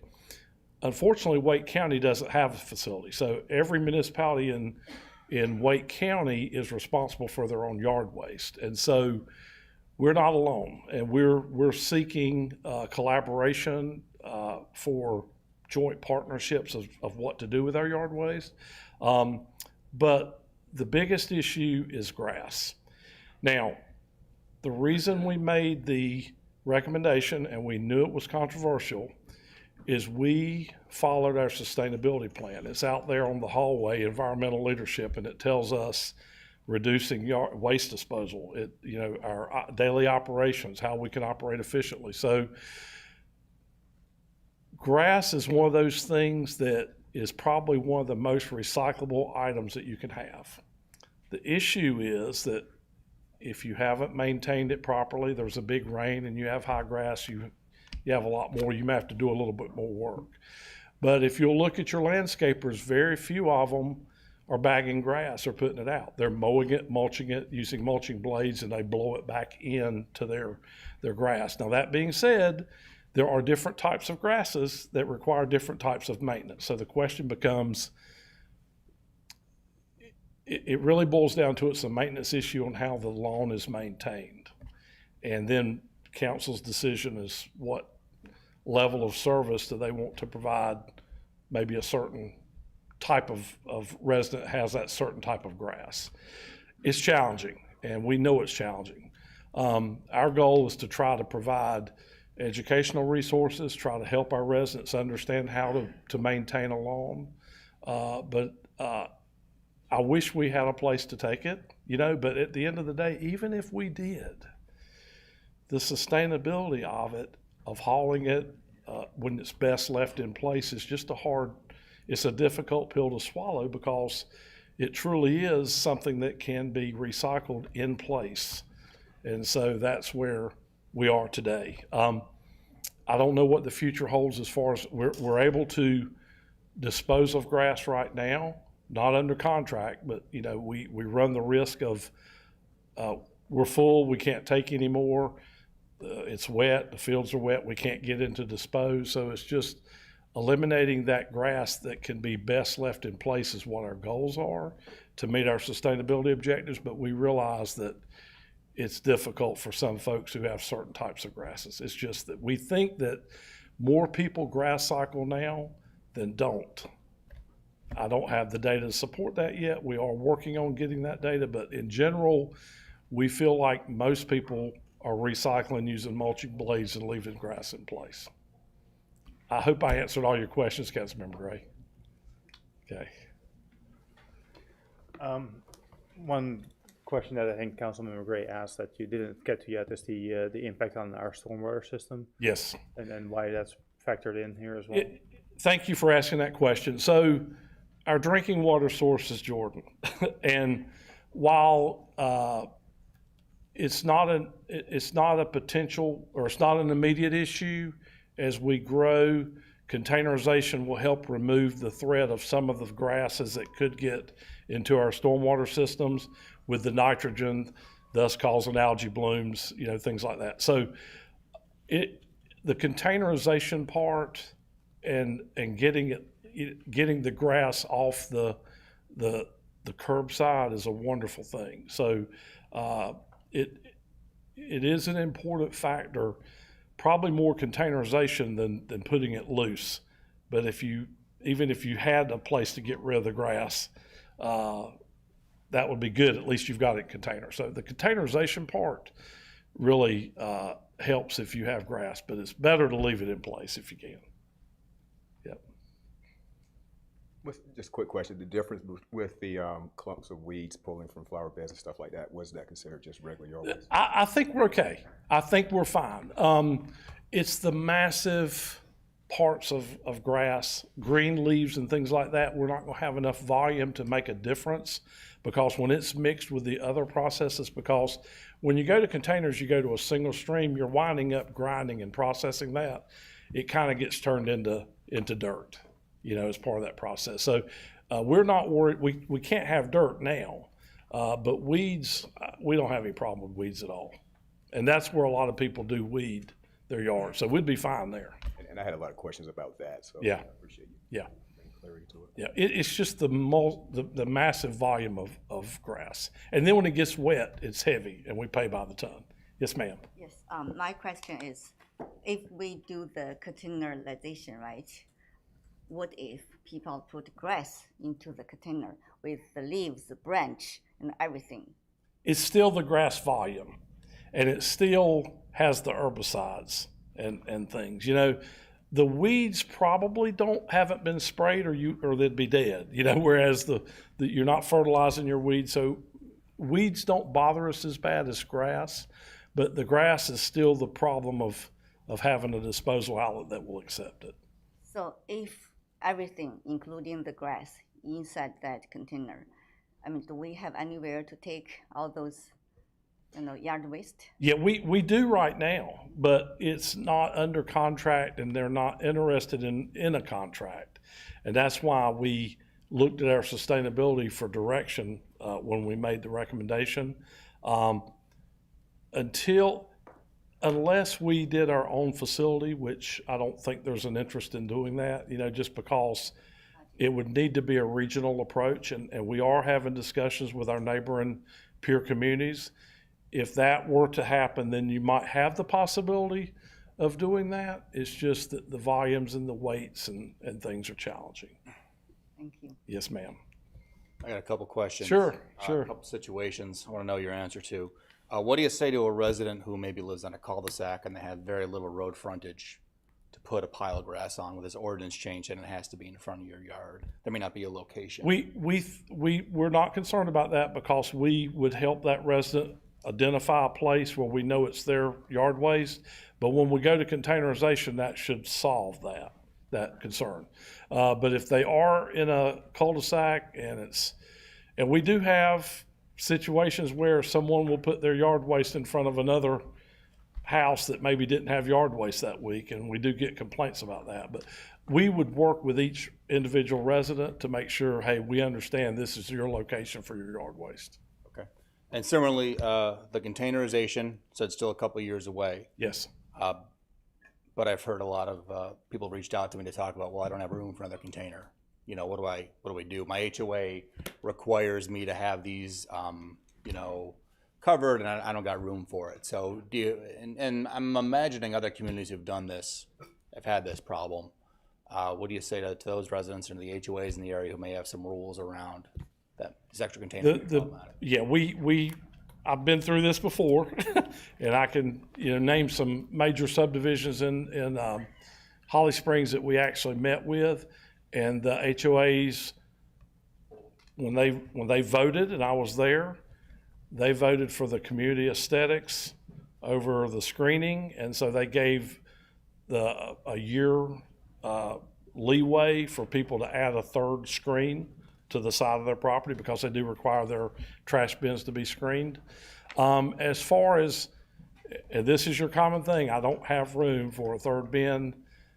Most people have room, but we are planning on offering an opt-out. They would still pay a yard waste fee, but if they absolutely didn't want to use that third bin, they could still have on-demand fees and collection if they wanted one-off service. But it's just the part of exchanging the street for a cart. I mean, we can't use the street as a dumping ground and shouldn't for a lot of aesthetic, environmental reasons. So what they're really saying is, I may not have room for a cart, but I just want to keep doing it, putting yard waste in the street, and that's just not a good option. It's difficult, I get it, but other communities have faced the same problem, and they've managed it just fine after the change, after the transition. Just to reiterate, did I hear you say that in your position as a public works director in another municipality, you met with the HOAs as you transitioned and talked through this and worked with them? Okay. We did. And we had, at the end of the day, at every HOA meeting, I'm going to say we probably had at least 10 of the largest HOAs that we met with. At the end of the day, they made it work. And I've actually talked to a few of them post that, and they love that there's no yard waste on the street anymore. So, they favored it, but they were uncertain and unsure going into it. That I don't want to sugarcoat that. But after the transition happened, it was fine. I have one concern. Yes. That I think maybe several weeks ago, right?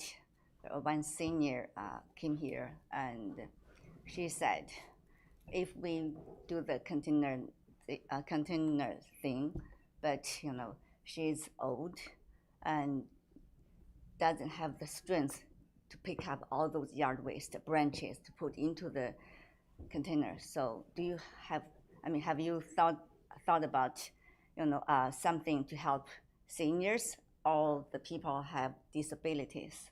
Yes, ma'am. Just like we have with our current solid waste, we would offer backdoor collection. We don't go on private property unless we have an agreement to retrieve, their waste container. So we would follow the same model that we do with trash and recycling. Now, we can't go pick up the sticks for them, and I'd be curious to see how they're doing it now, picking up the stick and bringing it to the street. We actually have had people say that after they got the cart, they loved it because they rolled the cart to where the sticks were in the front yard and had their kids put the sticks or put their own sticks in. But the cart, unless you're really putting heavy items in on wheels, it's not that heavy. However, if they are able to get the yard waste into the cart, we would make provisions to be able to roll it to the curb for them or collect it for them. We just can't go on private property and put their yard waste in it. So we would do the best that we could to help them. Thank you. You're welcome. Yeah. I have a couple questions. Okay. John, first off, thank you for being here. Thank you for your presentation during the retreat. And thank you for working on this for several years. Wanted to make sure I heard you correctly when you said that facilities are running out of capacity. Let me back up. Yeah. The main thing, the lion's share of comments that I've received have been around the grass clippings. Yep. I think people are going to work through some of the biweekly and the containerization, but it was the grass clipping specifically that folks were worried about. So I just want to talk with you quickly about the inevitability of this process that we have right now. Quickly, can you talk about what the other municipalities adjacent to us, you said Cary and Holly Springs are dealing with this. What is their plan with their grass clippings? They're in the same boat we are. In fact, we So have are they, meaning that Cary is under a contract, and when their contract expires, they may or may not be renewed. I don't have knowledge of that, but they are aware, like we are aware. We have a program that we're picking up stuff, and it's great to get off the street, but when it's in the truck, where do you go if they go, sorry, we're full, or something like that?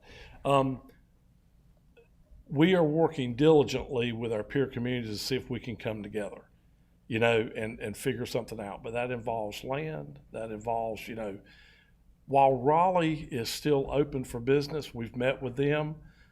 Maybe we could have a potential contract with them, but their council is looking after Raleigh. They need more staff now that they're not getting, budgets. They have budgets just like we have budgets. So while they may have some land and they may have staffing needs, if they don't get the staff, they can't keep taking everybody else's yard waste. So I look for that to shut off. When we first reached out to them, they said you can bring 1 load a day, and we may be in leaf season, we might have 4 loads a day. sorry, grass clippings? Yeah, right. But I'm saying that even with grass clippings in the spring, you could bring one load a day.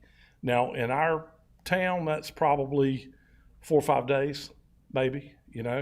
But then they've got Morrisville, they've got their own yard waste, they've got other places too. So until we can get contracted disposal for everything, it puts us in a difficult place, and grass is the big thing. It is. And I believe I remember correctly from the retreat that you said that right now we're driving it to Harnett County on an Yes, we are. round trip. That's the one place that we've been taking it. But that is about to shut down in 28. Is that correct? No, we did have rumblings that they could be potentially for sale, but that's just rumor, and I've not been able to confirm it. So that put us on alert that we can't count. If we don't have a contract, we just can't count on anything. It's good right now.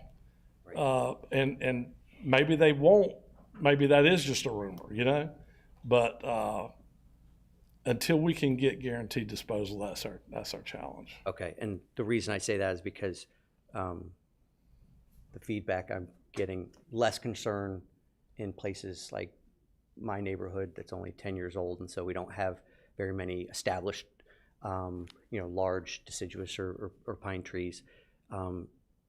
When I think about neighborhoods like Shepherd's Vineyard or Holland Crossing,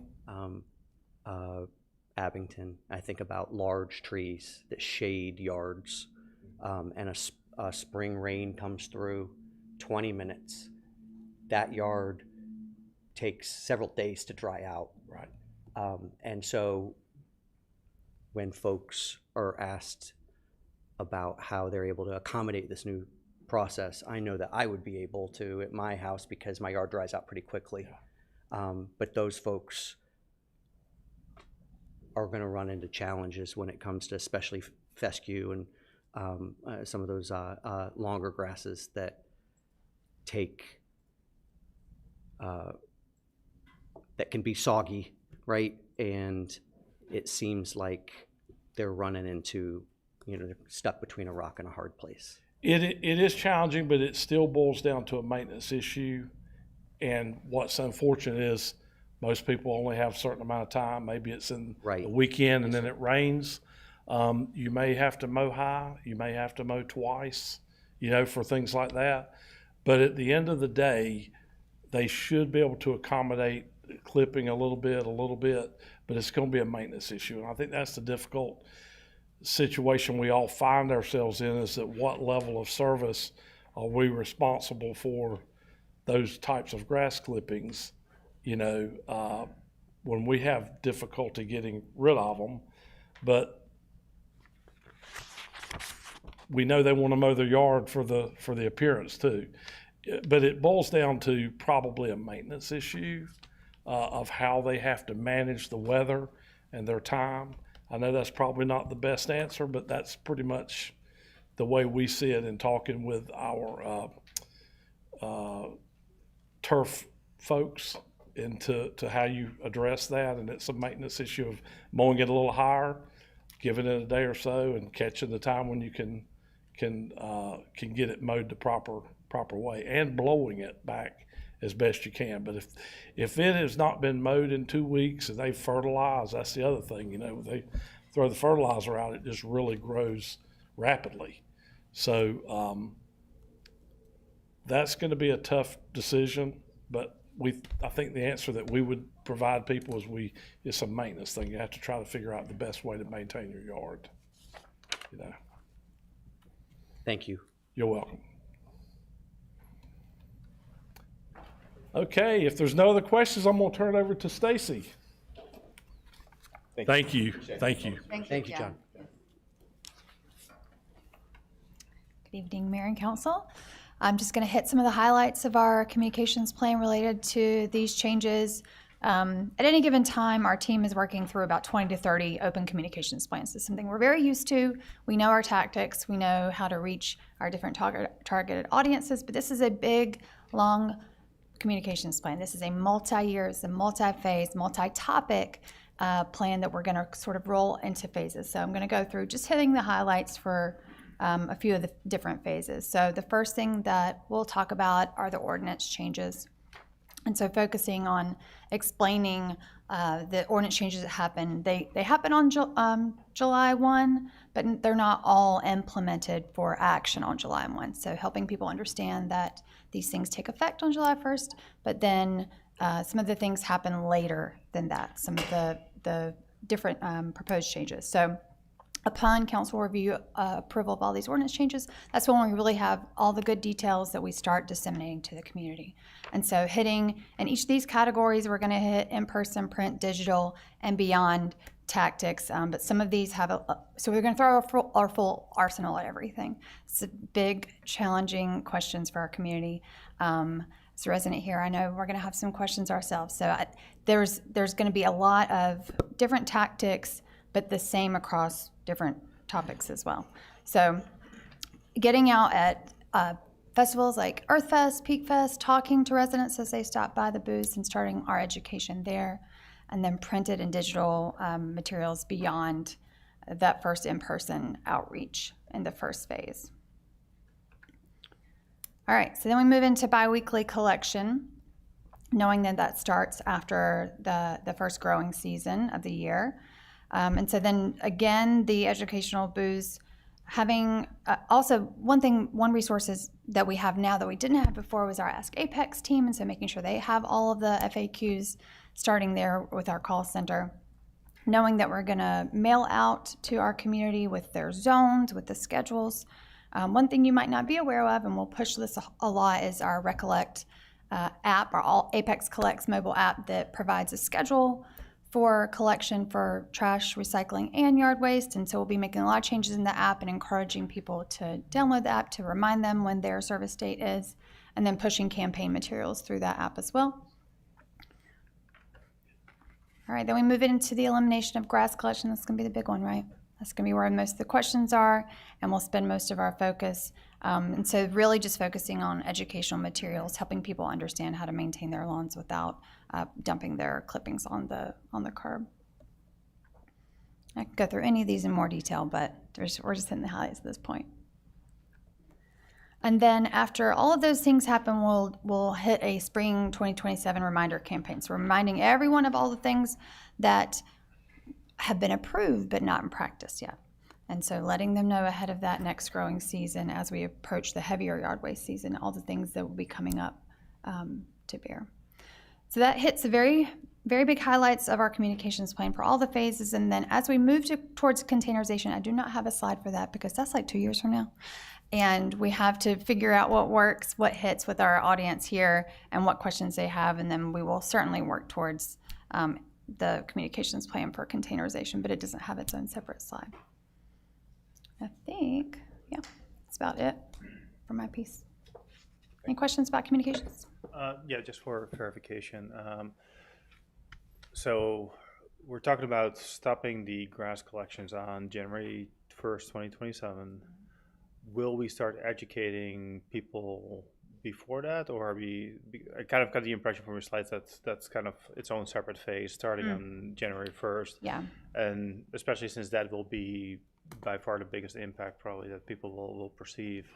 I think we need to prepare people as best we can. So the sooner we can start those communications, I think the better. So I just want to make sure I understood the date correctly, or if not, then can we move up the Absolutely. It's a little more layered than the slides present because they each have their kind of their own topic, but we'd like to focus on some things at one time, but each topic will have a reminder campaign throughout. So absolutely, once we understand and have all the details and it's all approved by you guys, then we have Karen and Jalen on our team who have been meeting frequently with Public Works and living and breathing grass and can talk to you all about Georgia and all things that I don't know. And so they're really having this and are very well prepared with the full campaign once everything is approved. Thank you. Yes, early and often. I just want to say thank you so much for the presentation. And April 28th is the feedback from the community. I will say we're down the road now, but it would have been great to get the feedback prior to the decision being made. So I will say that. What do you expect to gain from the 28th, and then would that change anything that we're doing? What are the thoughts on that? Sorry. So I can speak to that. The 28th was thrown out as an option if there was a specific date to do feedback. We've got other methods we can do. We've talked about a survey. Staff's ready to has developed a survey on the education piece. So really we would seek direction from council on what that piece looks like. We have no specific plan for the 28th. We just threw that out as an option if council wanted to invite public opinion on that day. Yeah, and I neglected to mention right now in our community survey, we actually have 5 questions at the end of that survey in our rotating section of the survey that does get feedback about yard waste and grass cycling. So we're getting some data already. Thank you. All right, any other questions for? Thank you. Thank you so much. Thank you, Stacy.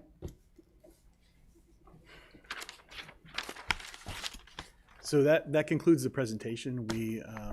If there's any feedback that we would welcome that. You've seen the direction we're heading. You've seen the communications plan. Ordinance adoption is set for the first meeting in May. So if there's anything you would like to tweak, change, get more information on, seek input in different ways, we would take that direction now. Otherwise, our plan is to bring ordinance change at the first meeting in May.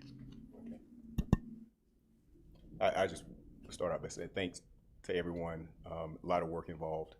And I would like to see that April 28th feedback session. I mean, if it could be can we do a public hearing just to get the feedback? Can we do it that way? Is that legal? Can we do that?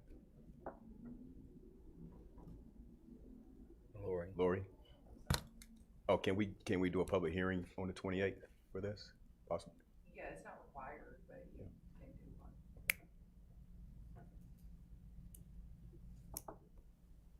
Any objection to that?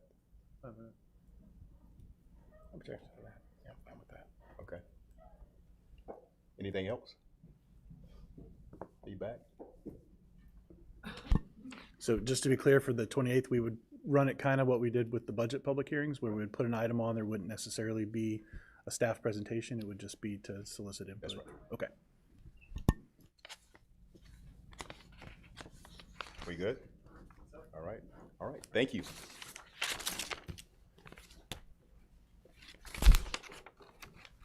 Everybody good? Ready to roll on with public hearings? Yeah, cover break. You want a break? Just quick, 10, is that good? Whatever. Okay, I'll do 10. We're gonna do 10 minutes. All right, we'll be in recess for 10 minutes, 8 o'clock, be back. Thank you.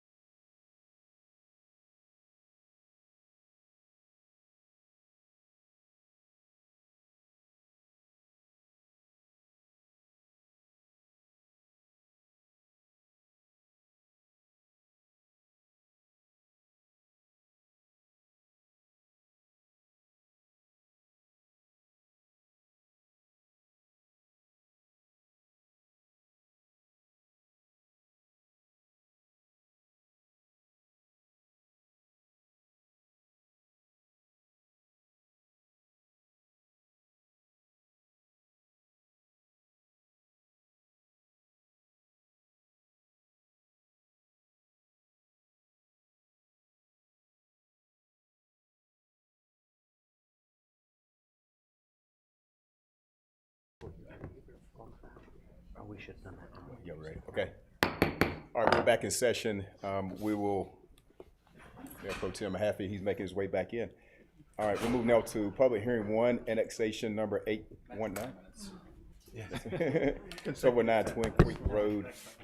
We voted for you. Yes, thank you. All right, good evening. So this annexation is in the northern portion of our jurisdiction. You can see it's located on Twin Creek Road. The request is for annexation to obtain town utilities due to a well failure. Staff recommends approval of the annexation. Happy to answer any questions. Questions for Ms. Ken? All right, hearing none, we'll open up the public hearing for comment. No one signed up to speak. Public hearing is closed. Motion approved. Motion Mahaffey. Second. Second Gray. All in favor say aye. Aye. Opposed, motion carries. Public hearing 2, annual operating budget, public hearing fiscal year 26-27. Okay, and this is that part of the agenda where we love to hear from the public. Just to kind of go, let's brief overview. We have a well, I don't want to say brand new. We have an improved budgeting process that's been about 2 years in the making, or 3 years in the making, where to provide a budget to us as a council to approve, rather than us driving that decision downward, it's been moved basically where the departments get a chance to provide their priorities to us. And then we get an opportunity to critique and identify those priorities.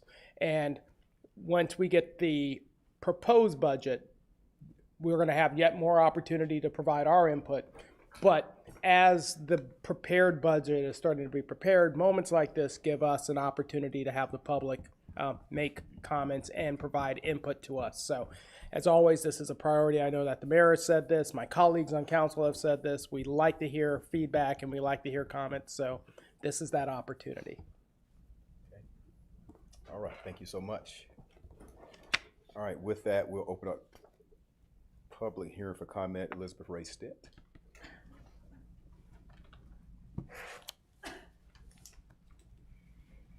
Elizabeth Raysted, 3113 Friendship Road, Mayor and Town Council, good evening. If I may ask one question, am I the only person signed up for this public hearing? Very good. So that's great news, because in the years past, I have typically been the only person to speak up. Continuing on my theme for tonight about leveraging the community, the one thing that I have heard is obviously the budget's going to be difficult because growth is slowing down, and obviously there's a lot of needs that are on our plate at the moment. So I would ask for you to look outside of the box. Ask the town departments and say, if you had volunteers, what could you use them for? Could you reduce your cost? So just as NCDOT has Adopt a Road, do we want to adopt a road program in Apex, where the citizens who live on the streets that the town owns, they pick up the trash, they call when it needs to be mowed? What could they do to help reduce the maintenance cost? Could we reduce the cost of running our parks? Could we have someone sponsor a ball field, or sponsor a bench, or have the bench be a memorial for a family member or for a special event? Could we have a garden club who comes and help plants the flowers at Town Hall or in front of other buildings? Do we have an opportunity to post volunteer hours? There's a lot of people in our community that could use volunteer hours, but they don't know necessarily where to begin. Could we post different things people could do? My personal favorite, if I could, I would love to volunteer to help with public records. I would love to help get those out. I ask for my fair share of them, and so I feel like if I am supervised and I follow the rules, maybe I could help with the backlog.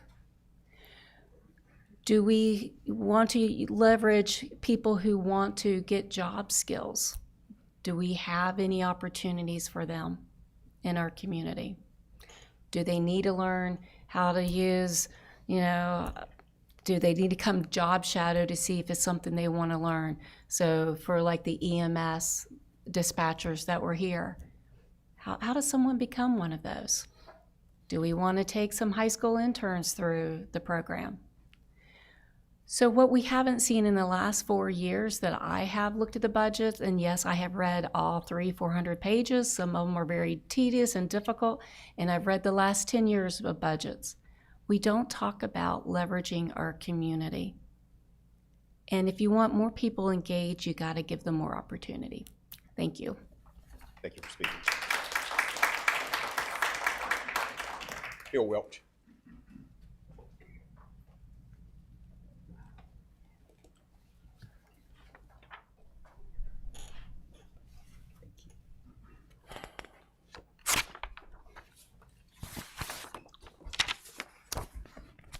Good evening, Mayor, council members, town staff, and members of the public. My name is Phil Welch. I live at 1471 Big Leaf Loop in Apex. My thanks to Councilmember Gray for suggesting the monthly hearings on the budget. I have a simple, concise message regarding the next year's budget. Please look at prioritizing the funding in the budget to reflect the priorities in last year's update to the Affordable Housing Plan. You unanimously approved the findings and strategies in the update.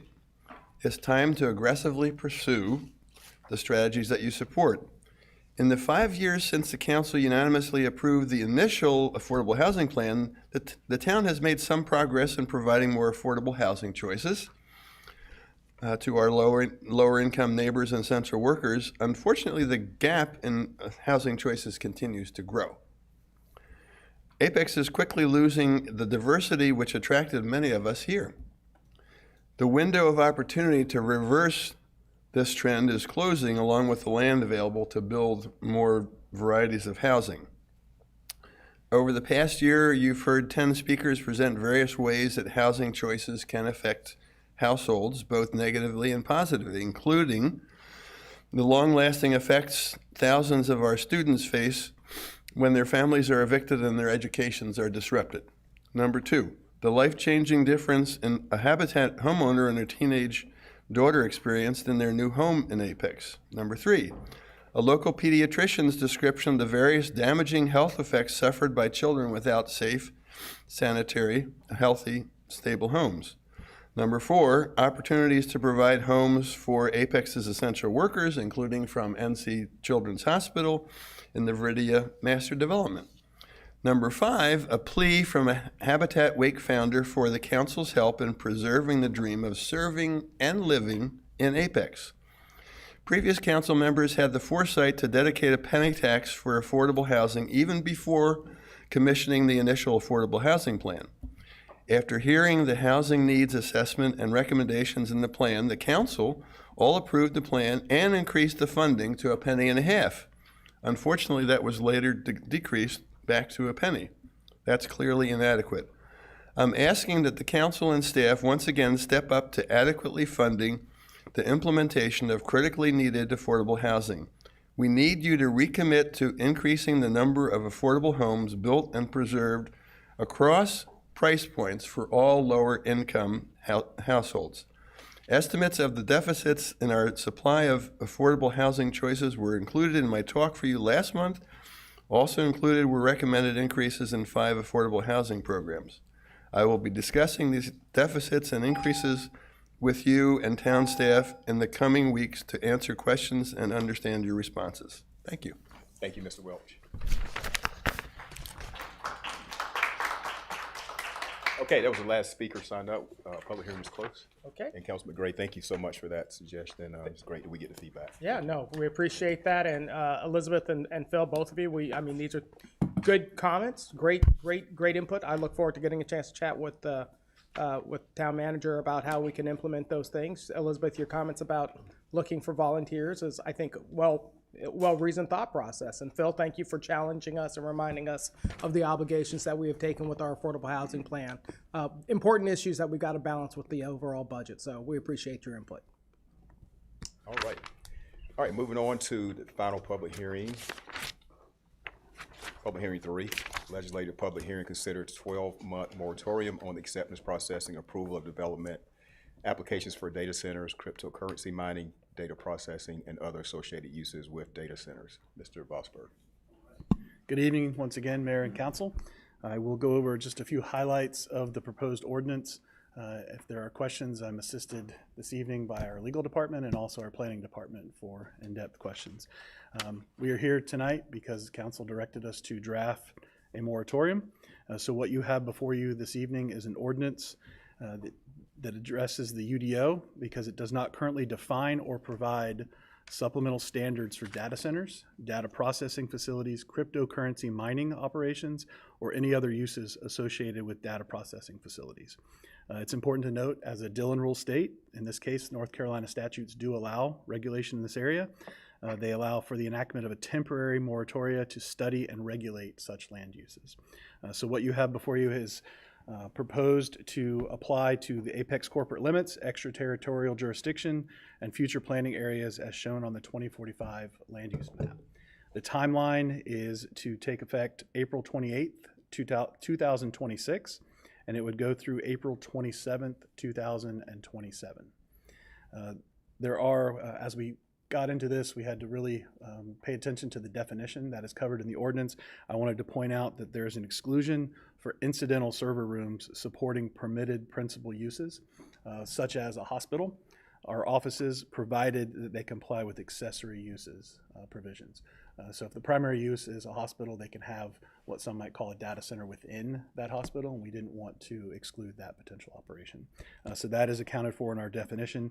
The main reasons that we have cited for the research, we've got environmental and community impacts. You're well versed in that by now, the electric impacts, environmental impacts, air quality impacts. And then next would be coming up with the appropriate regulations. As I mentioned, the UDO does not specifically have language to address data centers, so there's a regulatory gap that we can fill. And the last speaks to the timing. We've got 12 months. That's generally what is permitted through the statutes. And the task would be before the Environmental Advisory Board. This council directed them to form a subcommittee. That has been done. They will be meeting tomorrow, and the plan, they'll adopt a schedule of meetings throughout the year. They've already laid it out. It'll generally be the first Wednesday of each month beginning at 5 p.m. So the first one will be tomorrow, and that's at 5 p.m. here in Town Hall. And then after that, it'll be the first Wednesday of every month at 5 p.m. with one exception, which is July. There will not be a meeting in July. So they, assuming they'll adopt this tomorrow, but it's a full schedule of each of those meetings all the way through April of 2027. So that has been referred to the EAB. They've taken it up, and we would ask for the public hearing process for the ordinance adoption this evening. And that's all I've got. Thank you. Comment.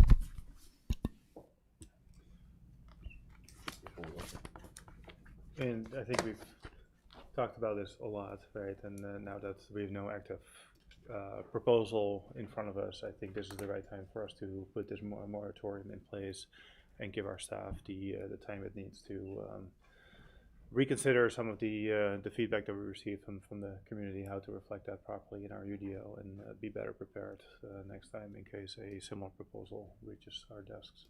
Thank you so much for that. We'll go ahead and open up the public hearing for this, and then we'll come back for more comments. So right now we have the first speaker, Michelle Hoffner-O'Connor. If you would please come up. 9 minutes, please, Mr. Clerk.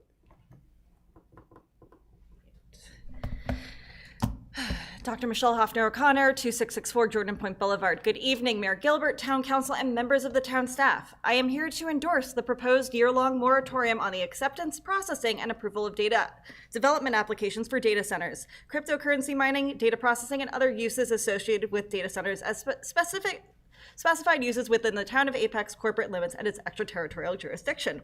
My endorsement is all-encompassing, representing my household, including my husband, 4 children, and son who will be here soon, and representing my fellow advocates in solidarity, including those from the Protect Wake County Coalition, my neighbors in Jordan Point, very importantly, not as their board of director, Jordan Manors, Jordan Oaks, Belterra, and Woodbury, those residing in the ETJ of Friendship and New Hill who do not have a recognized vote in this town, as well as those who live within the corporate limits of Apex, those who live over the county line in Chatham and over the town line in Holly Springs, who were still way too close to the proposed site, and anyone else near and far who recognizes the necessity and value of this moratorium. Thank you for taking our concerns seriously, and I hope you all will enthusiastically vote in favor of this proposal tonight. Since I have additional time to speak, and I am the first to speak for this hearing, I would be remiss if I did not take the opportunity to provide some additional key remarks. Amongst the crowd tonight may be developers who are here to tell you to vote no and why people like me are just complaining and that the town is missing out on tax dollars. Let me be abundantly clear. While many developers are not 38-year-old entitled millennials who work for dad, they are indeed bad used car salesmen who obscure the truth and even flat out lie to get their way. Over a 6-month period, we watched Michael Natelli and his team lie about how to appropriately control sound from a data center, lie about the minimum number of diesel generators required to sustain this project, lie about the amount of water that would be needed for cooling and under what circumstances, and so much more. We even heard him intimate that a hyperscale AI data center has a right-of-way over lives and quality of life of tax-paying residents, and that the data center should have been considered as important as a children's hospital. Remember, we were offered the double B of data centers, a subprime technological fossil that would be a quicker, cheaper build than that of the AAA data centers we see in Scandinavian countries, which supply their own green power, are quiet, and use little to no water. Under no circumstances should you reconsider your vote in favor of this moratorium, because any remarks from developers tonight are anything but the truth, and they do not deserve your consideration. So what should the town, both elected officials and staff, prioritize over the next 12 months? Back in September, I stated that we need to ask and answer many questions in order to determine if we can allow a data center here at all, and if so, under what circumstances. First and foremost, good research performed by qualified experts free of any conflicts of interest associated with local, state, and federal governments, as well as private enterprise efforts associated with data center development. Our town should have a strong understanding of all options associated with each aspect of a data center before moving forward with deciding what belongs in an ordinance. Some of these items include extensive generator modeling. If we adjust the size, number of generators, and even the fuel type, what do the emissions look like under best case and worst case weather scenarios year round at 1, 6, 24, and 72, and 168 hours? Is there a scenario in which the emissions do not reach private properties? Do the emissions exceed current regulations, and if so, at what time point? Sound studies that go beyond evaluation of A-weighted decibels. Sound studies must include C-weighted decibel for the explicit purpose of identifying methods and technologies that must be required in order to achieve a neutral, balanced sound at all times, including when the data center uses backup power. And to take this one step further, a biological specialist should also be included. Members of our very own EAB pointed out at their meeting back in October that wildlife and game lands surrounded the proposed site. So what additional mitigations are needed to adequately address this? Economic modeling. How many tax dollars can the town really expect over the life cycle of a single data center? How many jobs will actually be created? Is the expected salary for these positions compatible with the cost of living in the town of Apex, which would allow hiring of people from our town as opposed to increasing the number of commuters? Other items that need to be considered or modeled is the predicted number of water needed year-round to cool the servers using open-loop or closed-loop systems, and how our municipal water system, even as backup, would be affect resources available to residents, the heat predicted to be released year-round that would alter our atmospheric temperature, amount of PFAS released via runoff and aerosolized refrigerants, potential impact of thermal runaway from lithium-ion batteries. The list goes on, doesn't it? Second, we must answer how the presence of any data center and its design aligns with the environmental and sustainability goals for the town of Apex, for which there are many according to the tracker on the town website. To reference Glenn Rennie, who is not here tonight but sent remarks to Alan, as well as my own remarks from the last meeting, federal laws continue to loosen and are ultimately a moving target that any ordinance is unlikely to account for. Duke Energy is asking NCUC for an 18% rate increase over the next 2 years, but has supplied no plans for review with respect to the types of projects they will pursue to increase grid capacity and stabilize power.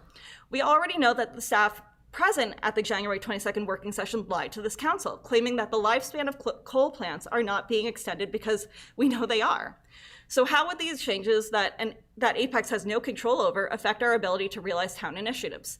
I suppose instead of calling it the peak of good living, we could refer to the town as the peak of environmental chaos, but that doesn't sound as nice, does it? Finally, and easily the most important in my opinion, is the quality of life of our Apex and ETJ residents, especially those living within a 3 to 5 mile radius of any proposed sites. Are these tax-paying citizens meant to suffer for some bizarre version of the greater good? Are these citizens meant to be exposed to harmful pollutants, including nitrogen oxides, fine particulate matter, sulfur dioxides, methane, PFAS, etc.? Are these people meant to live in fear for what they will track into their homes on the bottom of their shoes or what will enter via their pets' paws? Are these people meant to stop gardening because their yards are inevitably become contaminated?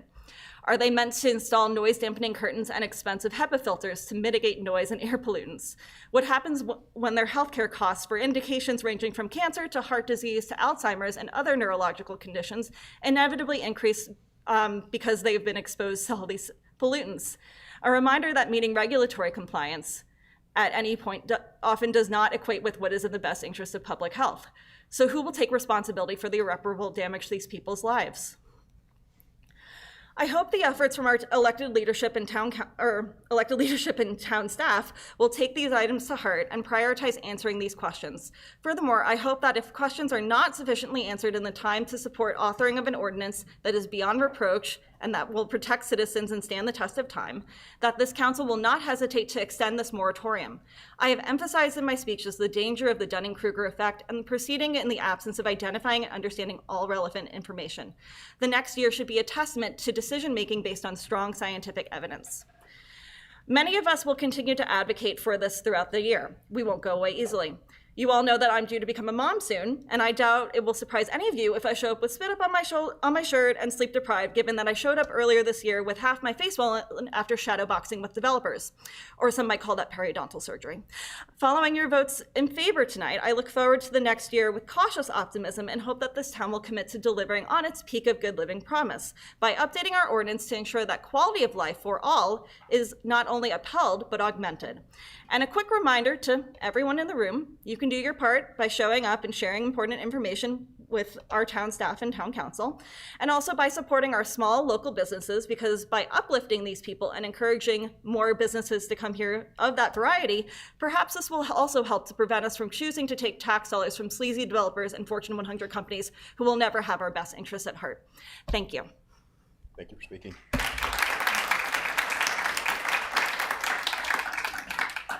Next speaker, Dawn Cozzolino.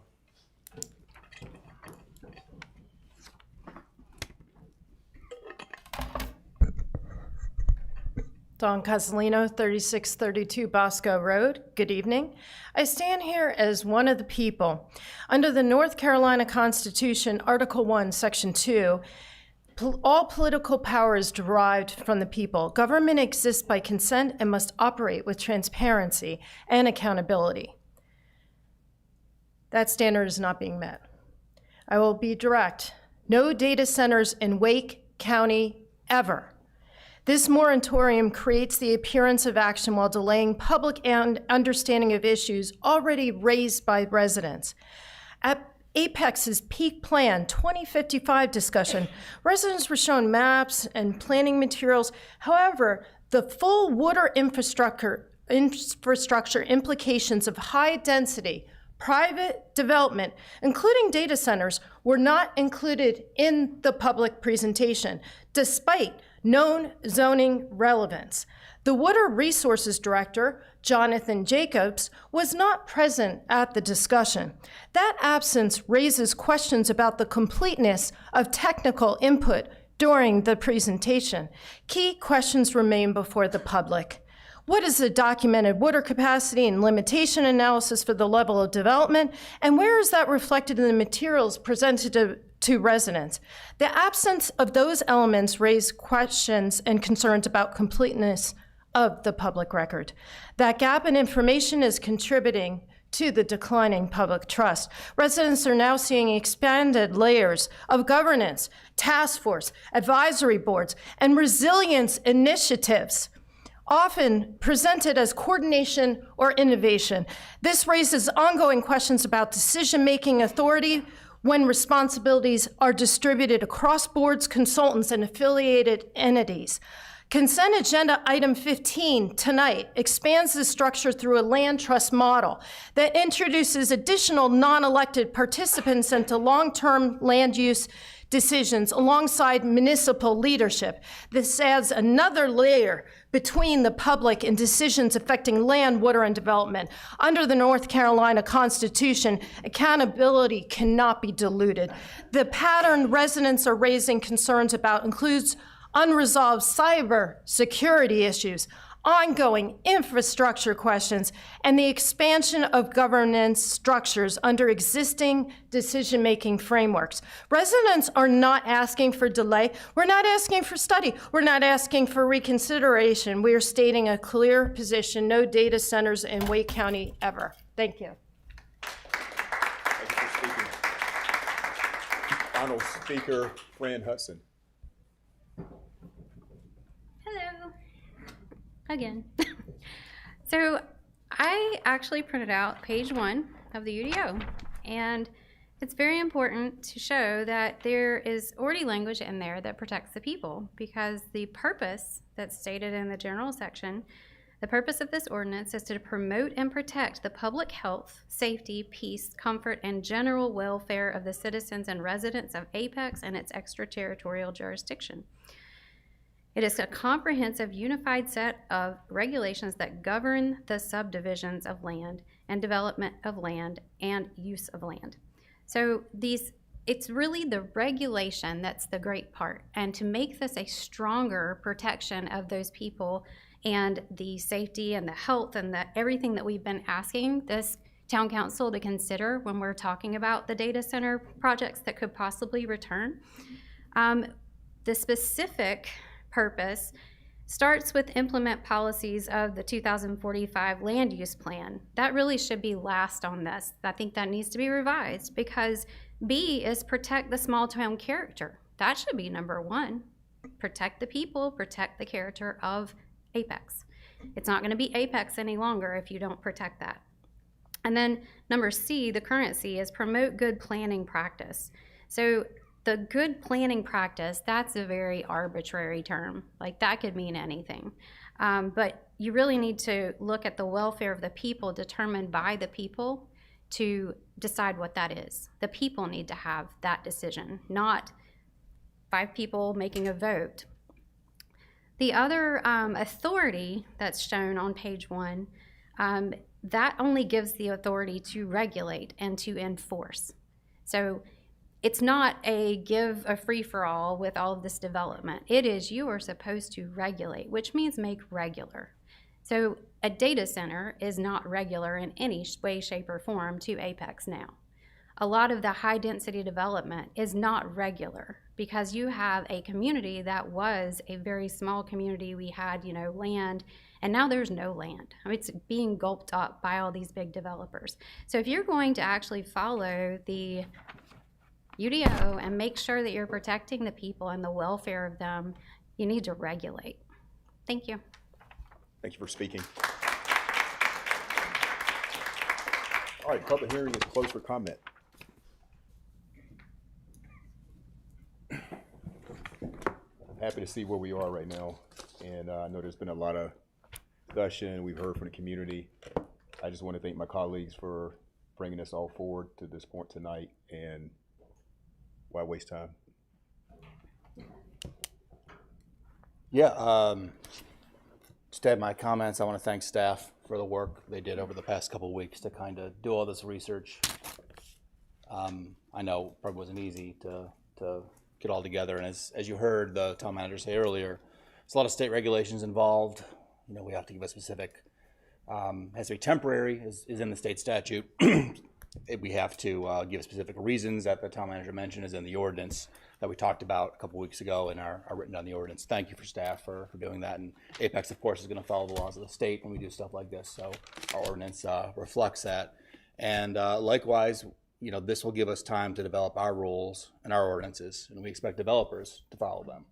And with that, I'll move adoption of the ordinance presented. Okay. There's a motion for you? Yes. Motion Mahaffey. I'll second. Second Zigerman. Further comments? It's an important step that we have to take in order to give us the benefit of being able to make sure that we're getting this right.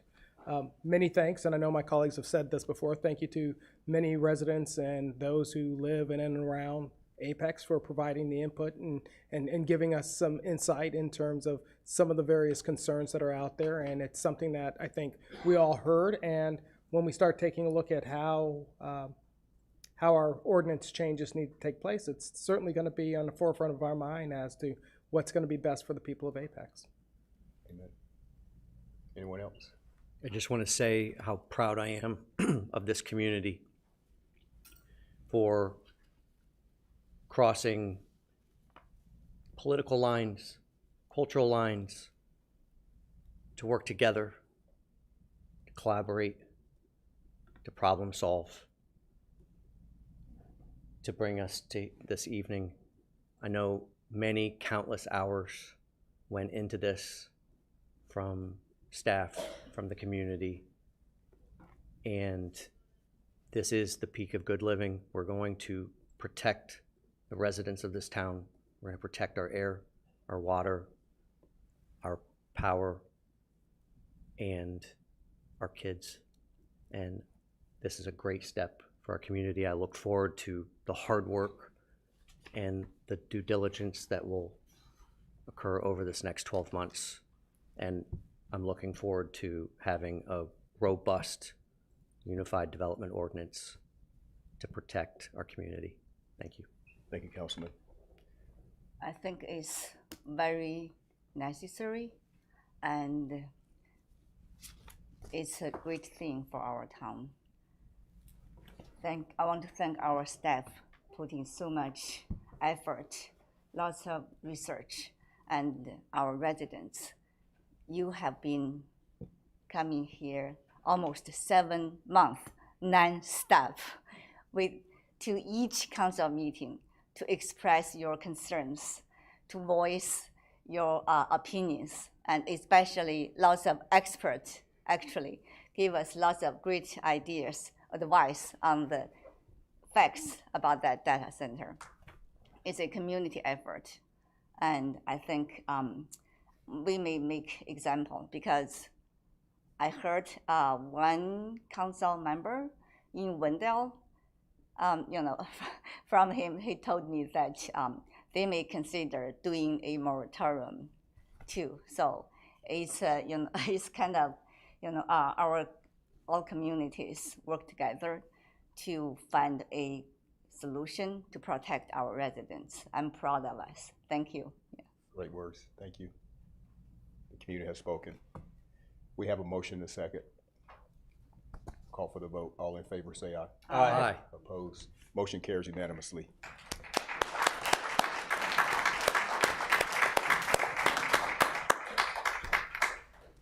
All right, we move on to regular meeting agenda. One second.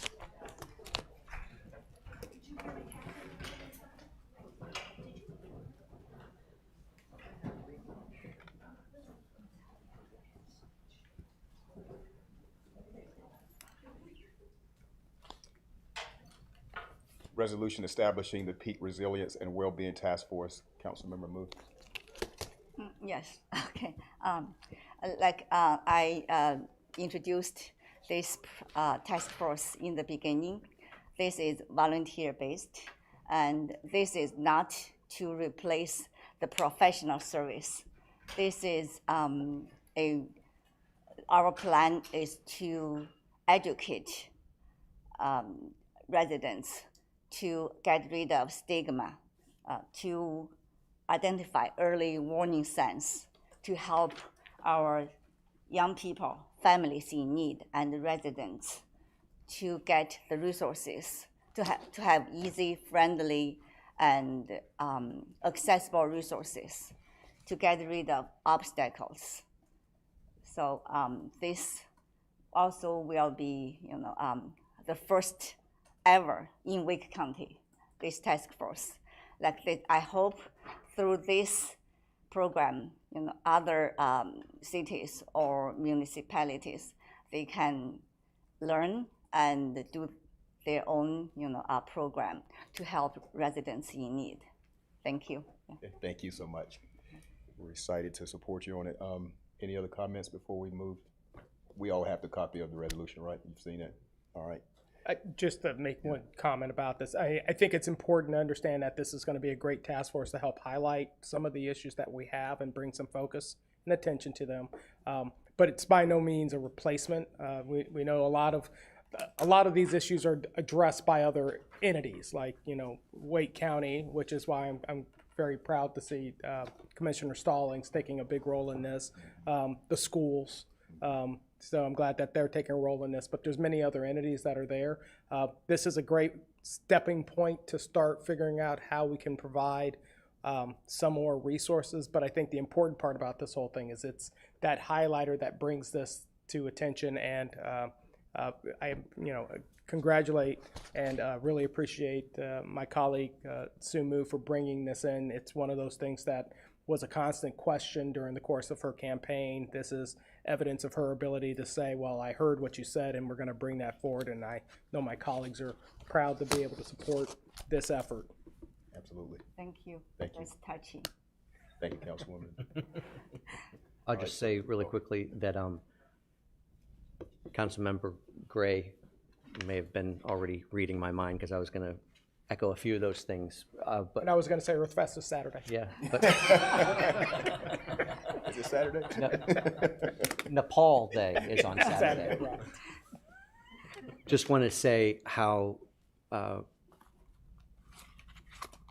proud I am of Councilmember Moo for not only talking the talk, but walking the walk when it came to things that she wanted to ensure are top priorities for our town. And I think this is great because while Councilmember Gray, I agree that there are other resources, this is a great new first stop for people right here in the Peak City. When people wonder where to go, where to turn, her having leading this task force alongside Commissioner Stallings is going to be, with community members regularly out in the community talking about this task force, I think is a great step and well represents our town. So I'm in support. Thank you. Very well. Thank you so much. I was just going to, thank you for your initiative you're showing here. This is such an important issue. And, it's great to see an elected official, campaign on something and then work to sort of solve the issues that you're passionate about and that you've been speaking about for so long. And the same with Cheryl. And she used to sit up here with us. So it's good to see her back involved with Apex. So thank you for your efforts here. Thank you for your support. All right, well, that leaves me then. So thank you. What really excites me about this initiative, through our public safety team, like we have some connections with agencies or foundations or nonprofits in the area that offer a support structure for our residents in need of mental health care services. But it's a very small group of organizations that we interact with through those means, and I really see an opportunity here, given the broadness of the crew members and the participants in the list, and the reach they have into the community, through their professional connections, but also like through their elected positions and so forth. I really see an opportunity for us to build out that support network that we can offer our citizens, even if this task force were to fade away at some point. Right? I hope that the legacy that it leaves behind is that improved support structure for our residents. So I'm very supportive of this, and looking forward to see what this brings. Thank you. Yes. All right, that's your motion, Councilman. Second. Approved. Approved. Okay. I'll make a motion to approve the resolution. Okay, so. Or do you want to make a motion? You should really. She made a motion. I make a motion to approve. Yeah, I thought she did. Okay, so second, please. Second. Okay, all right. All in favor, say aye. Aye. Opposed? All right, motion carries unanimously. We're good. Congratulations. Thank you. All right. We almost made 8:30, Officer Carney. Thank you for being here, man. Yes, sir. All right. All right. Any other business, council? Hearing none, I will declare the meeting adjourned. Thank you so much. Y'all, great job meeting. Great. Yes.